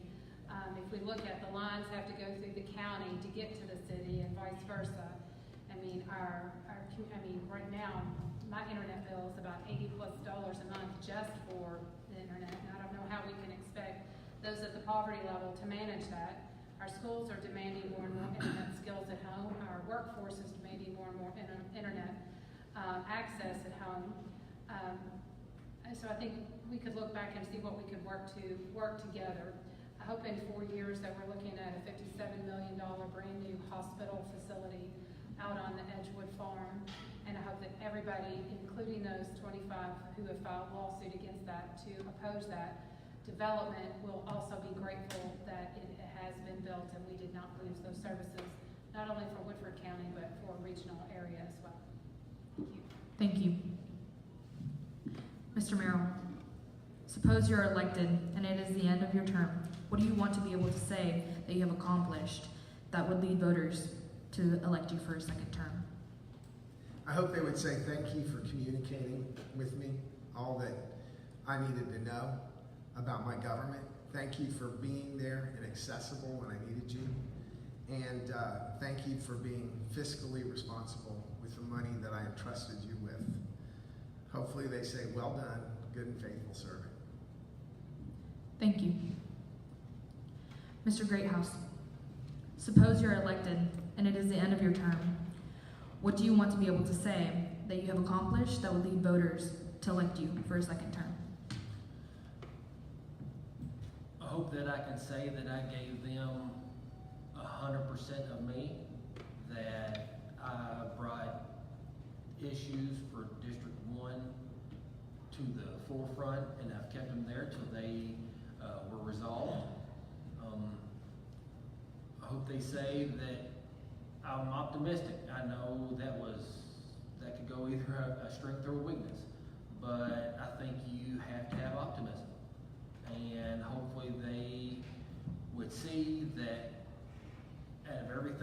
could go good, could go bad, that there's always a chance that things get done.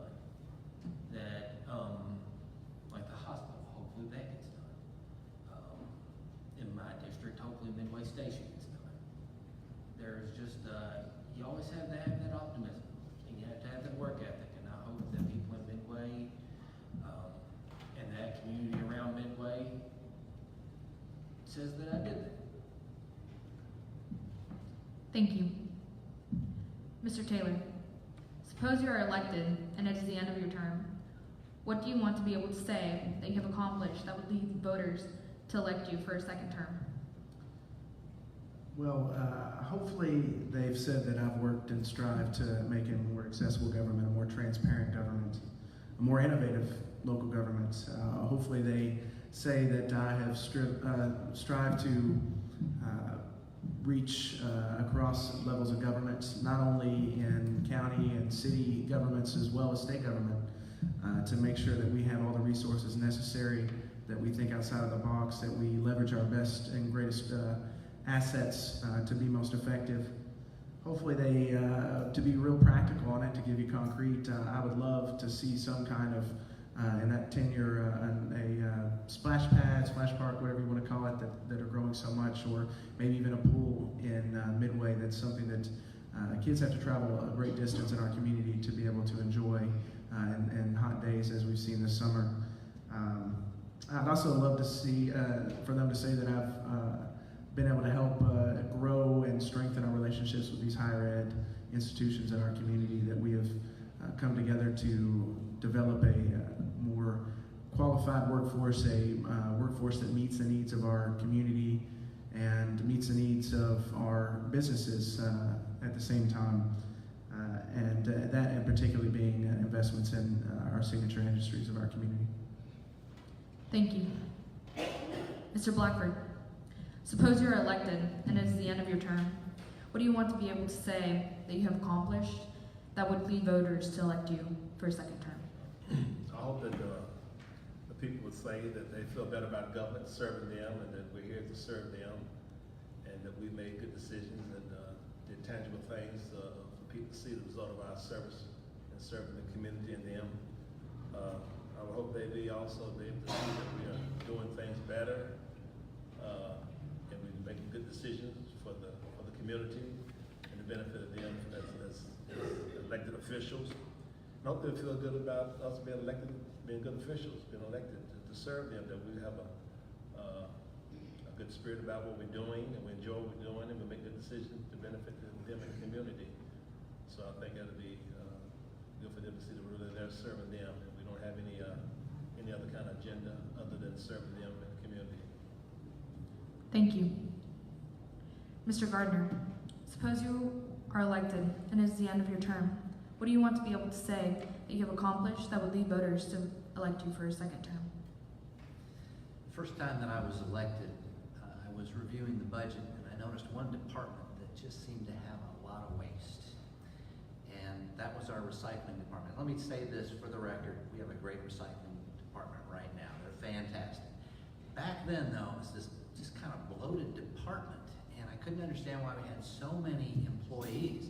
And the business model was, we're gonna try and collect as much stuff and try and sell it for the highest price. So the goal was to get the revenue up, but in the meantime, the expenses were just creeping up. So I asked the judge if I could put together a committee, the recycling committee, and we went throughout the state looking at different recycling departments to get an idea of how they did things. I came back, put together a proposal, pretty excited about it, very proud of my report, presented it to the fiscal court, and I almost didn't get a second.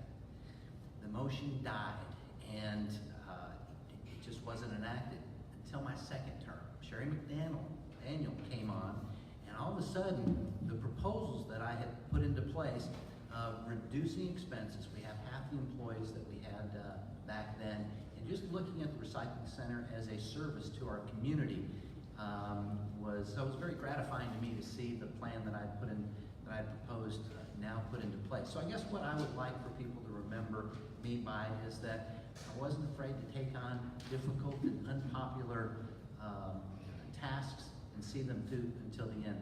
I do remember one story that heard from the recycling center that they were willing to contribute to whoever was going to run against me in the next campaign. Thank you. Ms. Miller, Versailles, Woodford County Parks and Recreation, Falling Springs, is an incomplete asset for Woodford County, as there is still plenty of land to expand this facility. What would you do to enhance the Versailles Woodford County Parks and Recreation? On the land or just the whole program? She can't answer that. Oh, okay. Well, we'll maybe take it both ways.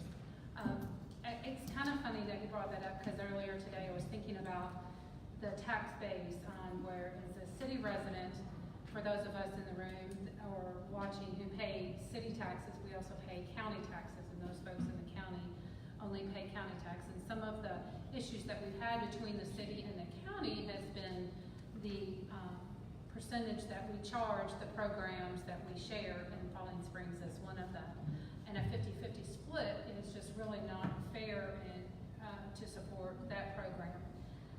I also noticed, and that the enrollment I think is probably down a little bit, and due to a variety of reasons. And I think that program could maybe work a little bit harder, or maybe improve on some of their recruitments and retention on their membership.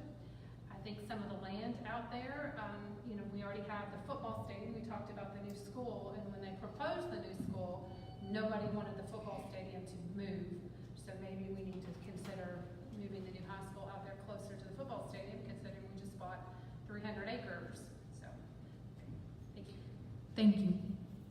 Mr. Merrill, Versailles Woodford County Parks and Recreation is an incomplete asset for Woodford County, as there is still plenty of land to expand this facility. What would you do to enhance the Versailles Woodford County Parks and Recreation? Did you say incomplete asset? Is that what you said? An incomplete asset? I don't even know what that is. An asset is an asset.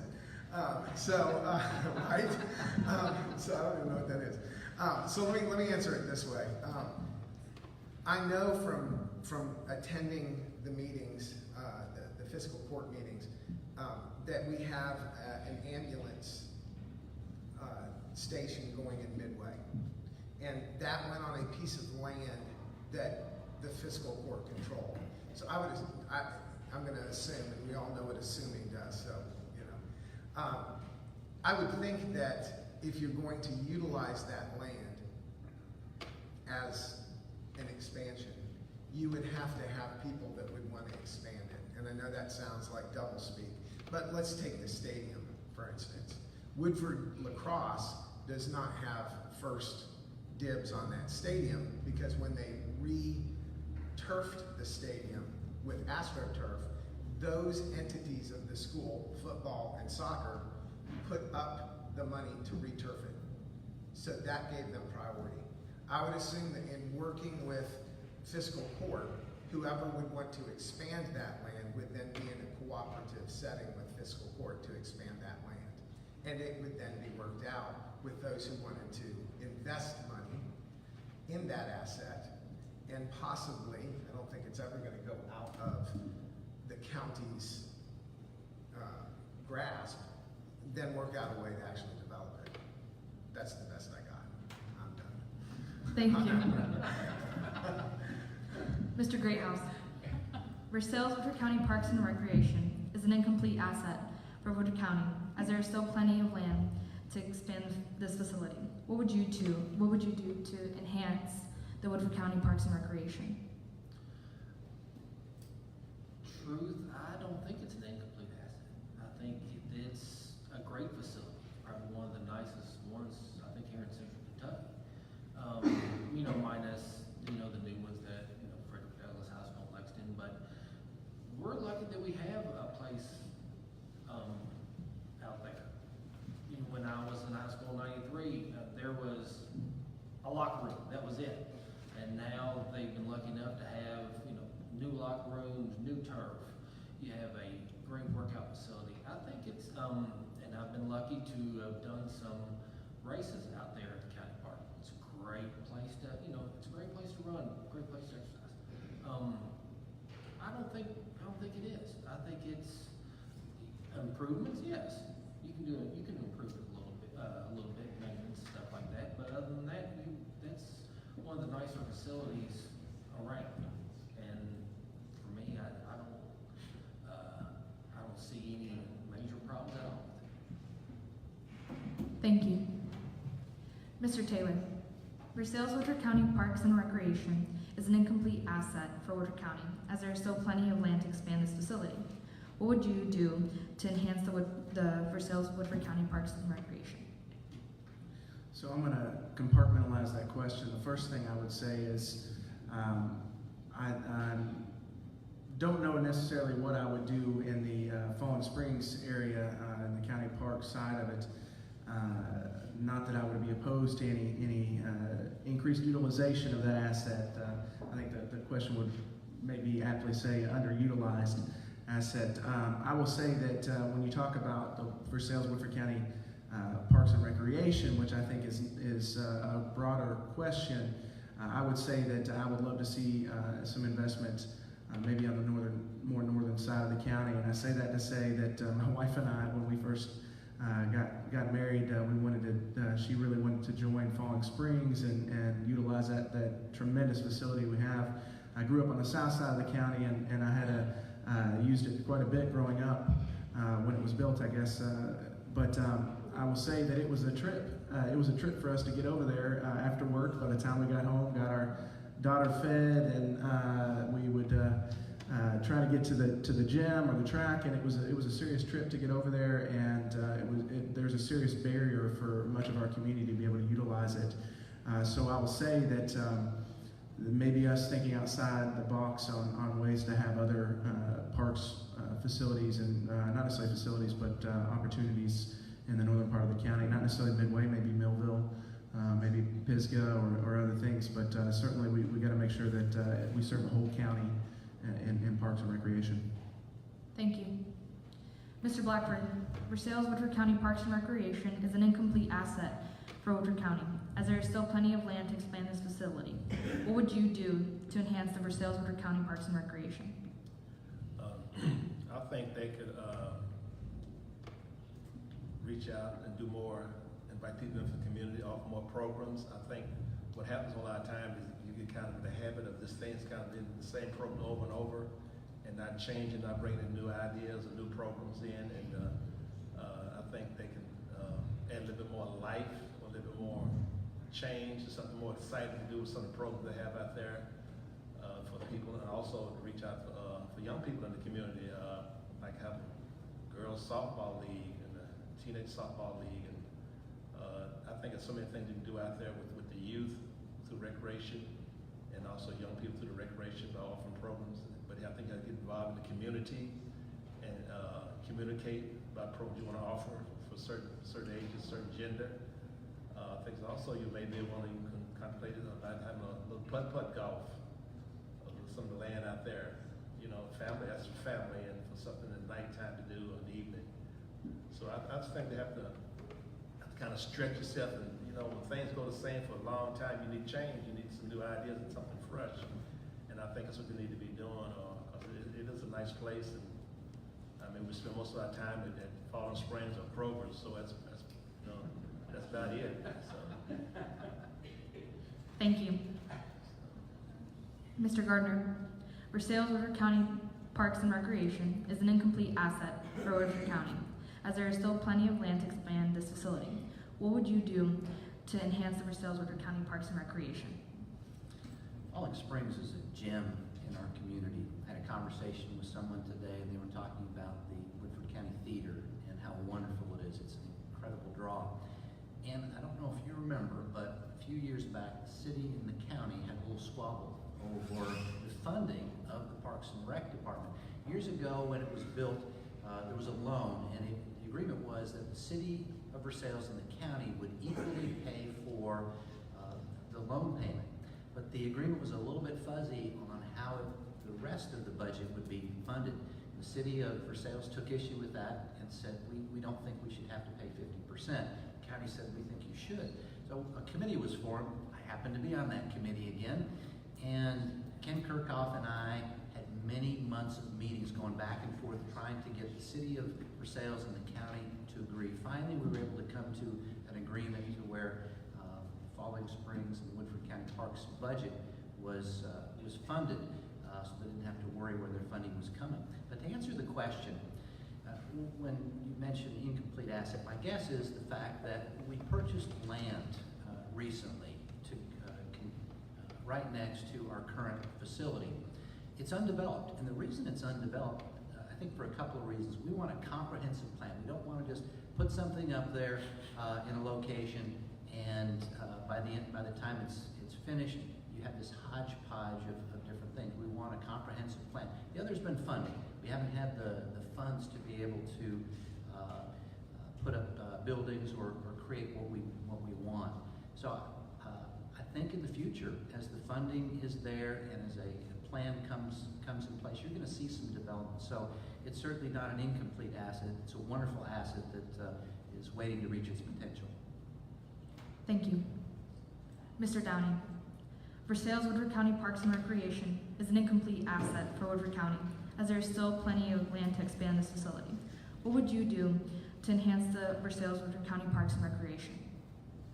So speaking to Falling Springs specifically, I think that there's a lot of property out there that is utilized. There's a football stadium that not only the football team, but soccer and lacrosse both practice and play. And then there's land surrounding the center and the stadium where other sports practice and spend time. We've got a large parking area, tennis courts, and the land surrounding the facility is also utilized for disc golf and running and walking trails, community 5Ks. So I would be hesitant to put too much investment into an expansion of the facility unless there was some type of specific need or interest in what that said program or service was going to be, of which I do not have an answer. Speaking of the arts, I do think that if you were to expand one area of the facility, perhaps an expansion of the theatrical arts program and the seating and capacity that we have, so that we could potentially bring in larger scale performing arts acts, whether that's music or play oriented. I think that would be an area that could see potential expansion of this facility specifically. To the Parks and Recreation as a whole, I go back to just the investment and revitalization of some of our parks outside of the county park system that would benefit others in the community, both in the city of Versailles, Midway, and the county as a whole. Thank you. Mr. Merrill, you now have 3 minutes to summarize. Good. Because I'm going to look right over here. Because if you ask that last question and you're out there, we did a horrible job, right, of answering that question. So I'm going to look right in there.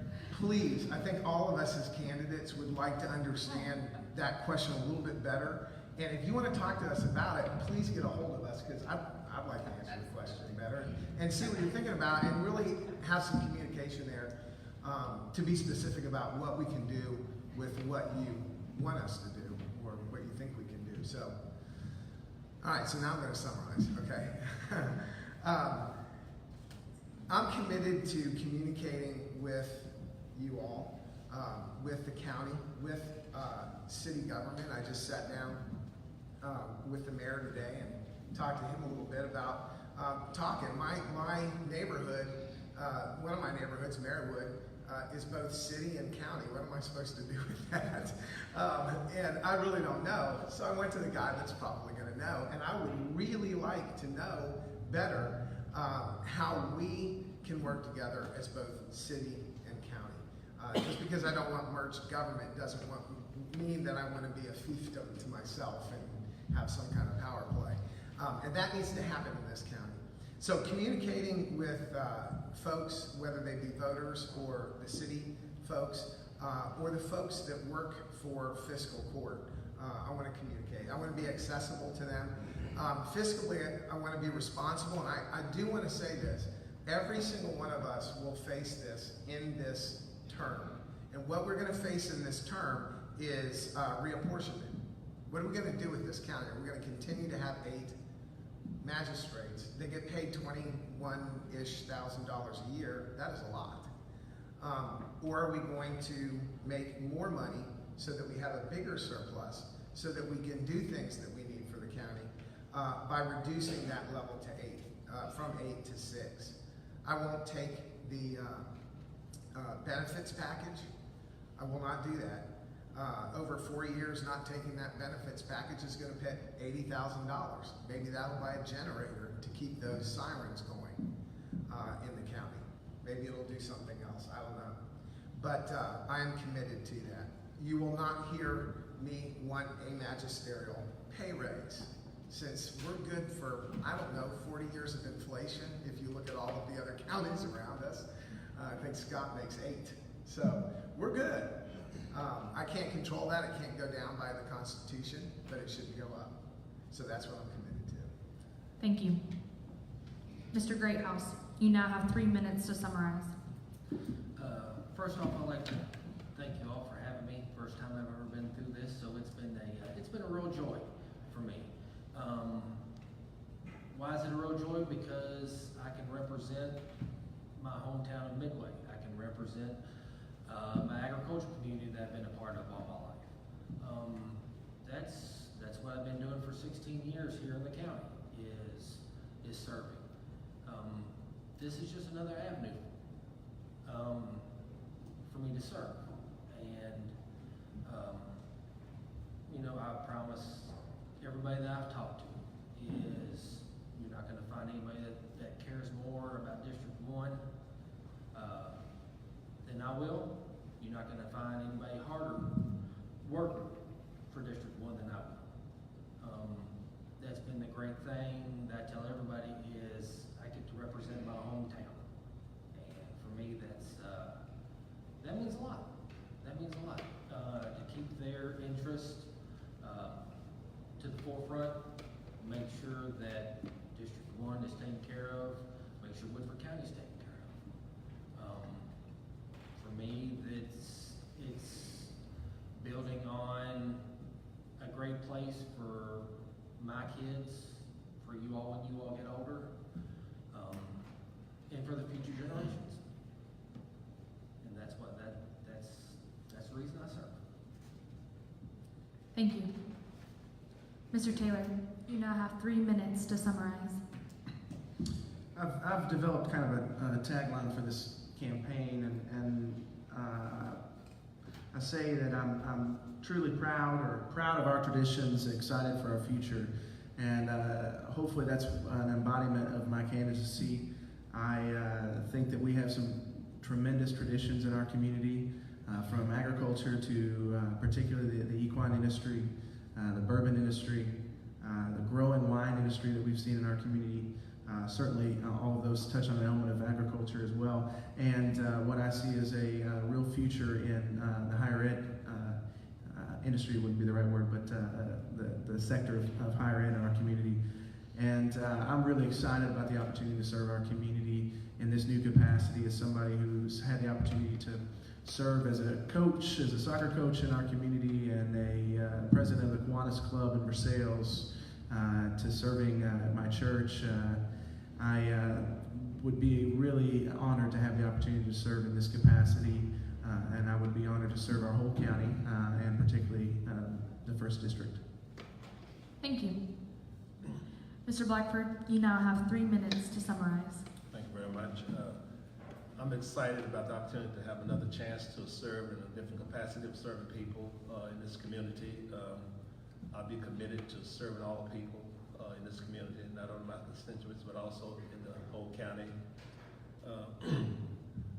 And I'm very interested in trying to help us come together, work together, in more unity in this government, in this community. Help us all to be better, be more effective, working together, and support other departments, the chair, the supervisors, let them know that we are supporting them, we're working with them to do all we can to help them to be successful and to reach their potential also in the community. I think that's very important. And I just want the people of the community to understand that we're there to serve and work for them, and to be there for them, to be open, transparent, and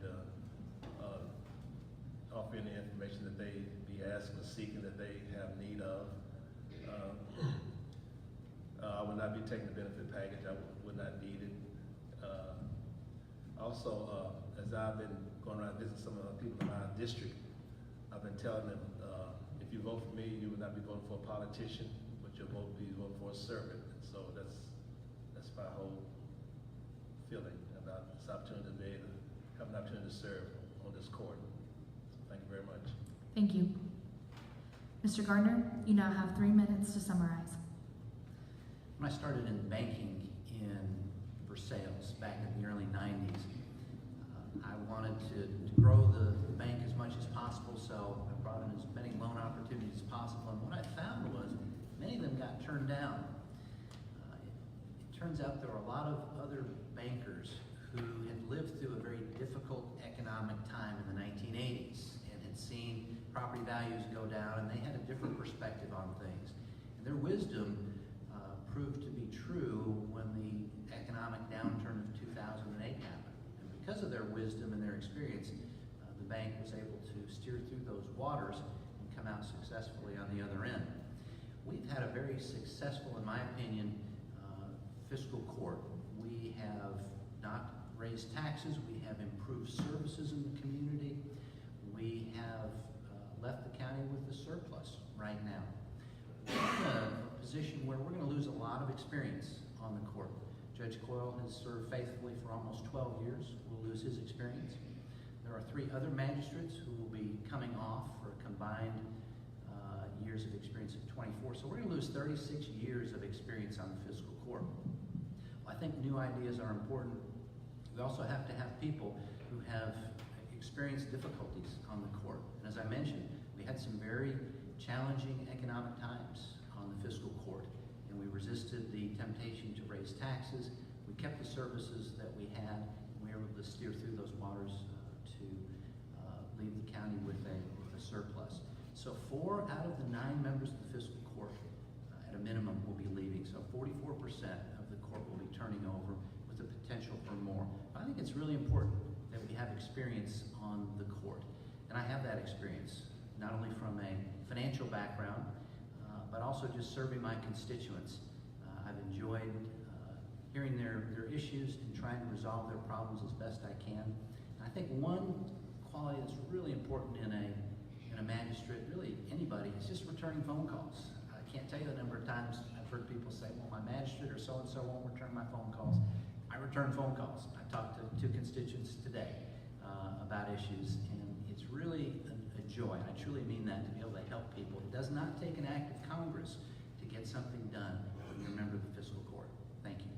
Thank you. Ms. Miller, you now have 3 minutes to summarize. Thank you. First and foremost, it would be an honor to serve with anyone sitting here at these tables. I've truly enjoyed it. I was kind of a little concerned and think it'd be quite the fun event that it has been, but I've learned a lot and enjoyed listening to everybody. I'm going back to the Fall and Springs question now that I've got to listen to it 8 different times. Thank you, William, for saying that about the theater, because I always thought to enlarge and improve that. At the very beginning, I'm like, where is our outdoor pool for adults to swim in? I mean, you talk about our kids needing something to do. If we could expand a Olympic-style swimming pool or something bigger for deep. Kiddie pool just didn't get it for my kids and most adults after work or whatever. I wish I had thought of I'd go, but I can get it built for you after that police station. The first month, I hope I don't run out of time, but the first month that I was on the city council back in 2007, a house that the city owned was being sold. During the meeting to confirm that closing, I questioned the sale and the closing was put on hold. That property had not been declared surplus. The rest of that next year, I worked to question ordinances that I believed were legally overstepping their bounds. When you walked into a city council meeting, that was the first time you saw an agenda. Not only were meeting notices not posted for committee meetings, you didn't even know where the location of committee meetings were. Was this transparent? No. Was that the intent to hide? No. But to those outside, that's what it felt like. So I understood the frustration then because I was a part of it, and I understand the frustration now. But remember that during those times, the attention to those type of items it local and state level, and the times were changing, and it was improving, and it was a positive change. I like to think of our work as a work in progress. And in January 2008, we were faced with the Frankfurt land deal, which was a $55.5 million real estate purchase by the city of Versailles for land and buildings in Frankfurt appraised at only $19 million. The city council approved that purchase, and I voted against it. Then, as a sitting city council member, I sued the city of Versailles in an effort to stop the purchase. During the litigation, the bank funding the proposal, Dexia, funding the bonds, excuse me, I'm in a hurry because I'm almost out of time. Dexia Bank pulled their support and the deal died. In that deal, there were $5.5 million unaccounted for. Now that's what we call lack of transparency. A few months later, in September of that same year, Dexia, which was a global bank, filed bankruptcy and called in their outstanding bonds, wanting them paid in full. Where would Versailles and Woodford County have been then? And where do you think we would be now? We're joined in spirit. I know the whole time, sorry. I know. That's pretty much done. But thank you. Mr. Downing, you now have 3 minutes to summarize. Thank you.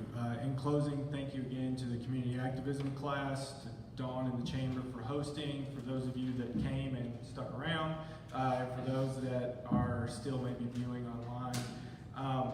Again, I'm a lifelong Woodford Countyan. My wife and I are proud graduates of Woodford County High School. I've lived off and on in my district for nearly 20 years. When I went off to school at the University of Kentucky, I spent my summers coming back home to work on our world-class horse farms and also substitute teach at our local high school. I've always felt a tie and a need to be and serve the people of this community. My wife and I are blessed with a 15-month-old, little girl, and again, she is one of the main reasons why I decided to seek public office, because I think our community and the fiscal court and the county government needs a new voice for an unrepresented generation. We just do not have anyone serving on the court who represents those from my generation and those coming up behind me, and I want to ensure that Woodford County is going to be the best version of itself. What I hope to accomplish, again, while working with other officials in the county and the city, is to build those relationships and create a sense of community and government that's built on compromise, cooperation, and collaboration. Because I go back to the relationships, those are key, because people are the ones who enact policy, and they're the ones that perform the services. And if you do not have the relationships with those folks, those types of partnerships and contracts just don't get done. I want and intend to be an open, honest, and transparent magistrate on the fiscal court. I want to create as much accessibility for our citizens as possible. I've said this, but we all are better when our citizenry is engaged in what we do, and I want to take our government to the people in our community to have more collaboration and more conversations for where we want Woodford County to go.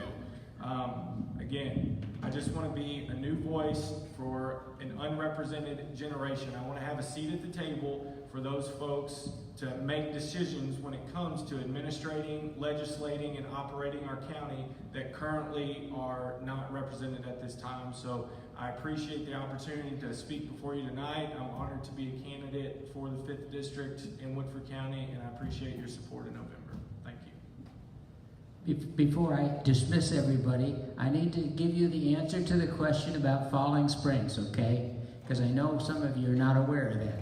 And I think Duncan is aware of this, is that through, thanks to Joe Gravis and the fiscal court and the chamber, put a package together to build that disc golf course. I was at a meeting with Joe Gravis, and I told Joe, I said, I need to get $7,500 to build this course. And the chamber doesn't have money, and Joe says, when do you want it? And that's how the disc golf course, and thanks to Rich Victor out at Falling Springs, putting this package together, and Rich has been a great supporter of this, and we use a lot of the acreage that's out there. That is a professional disc golf course.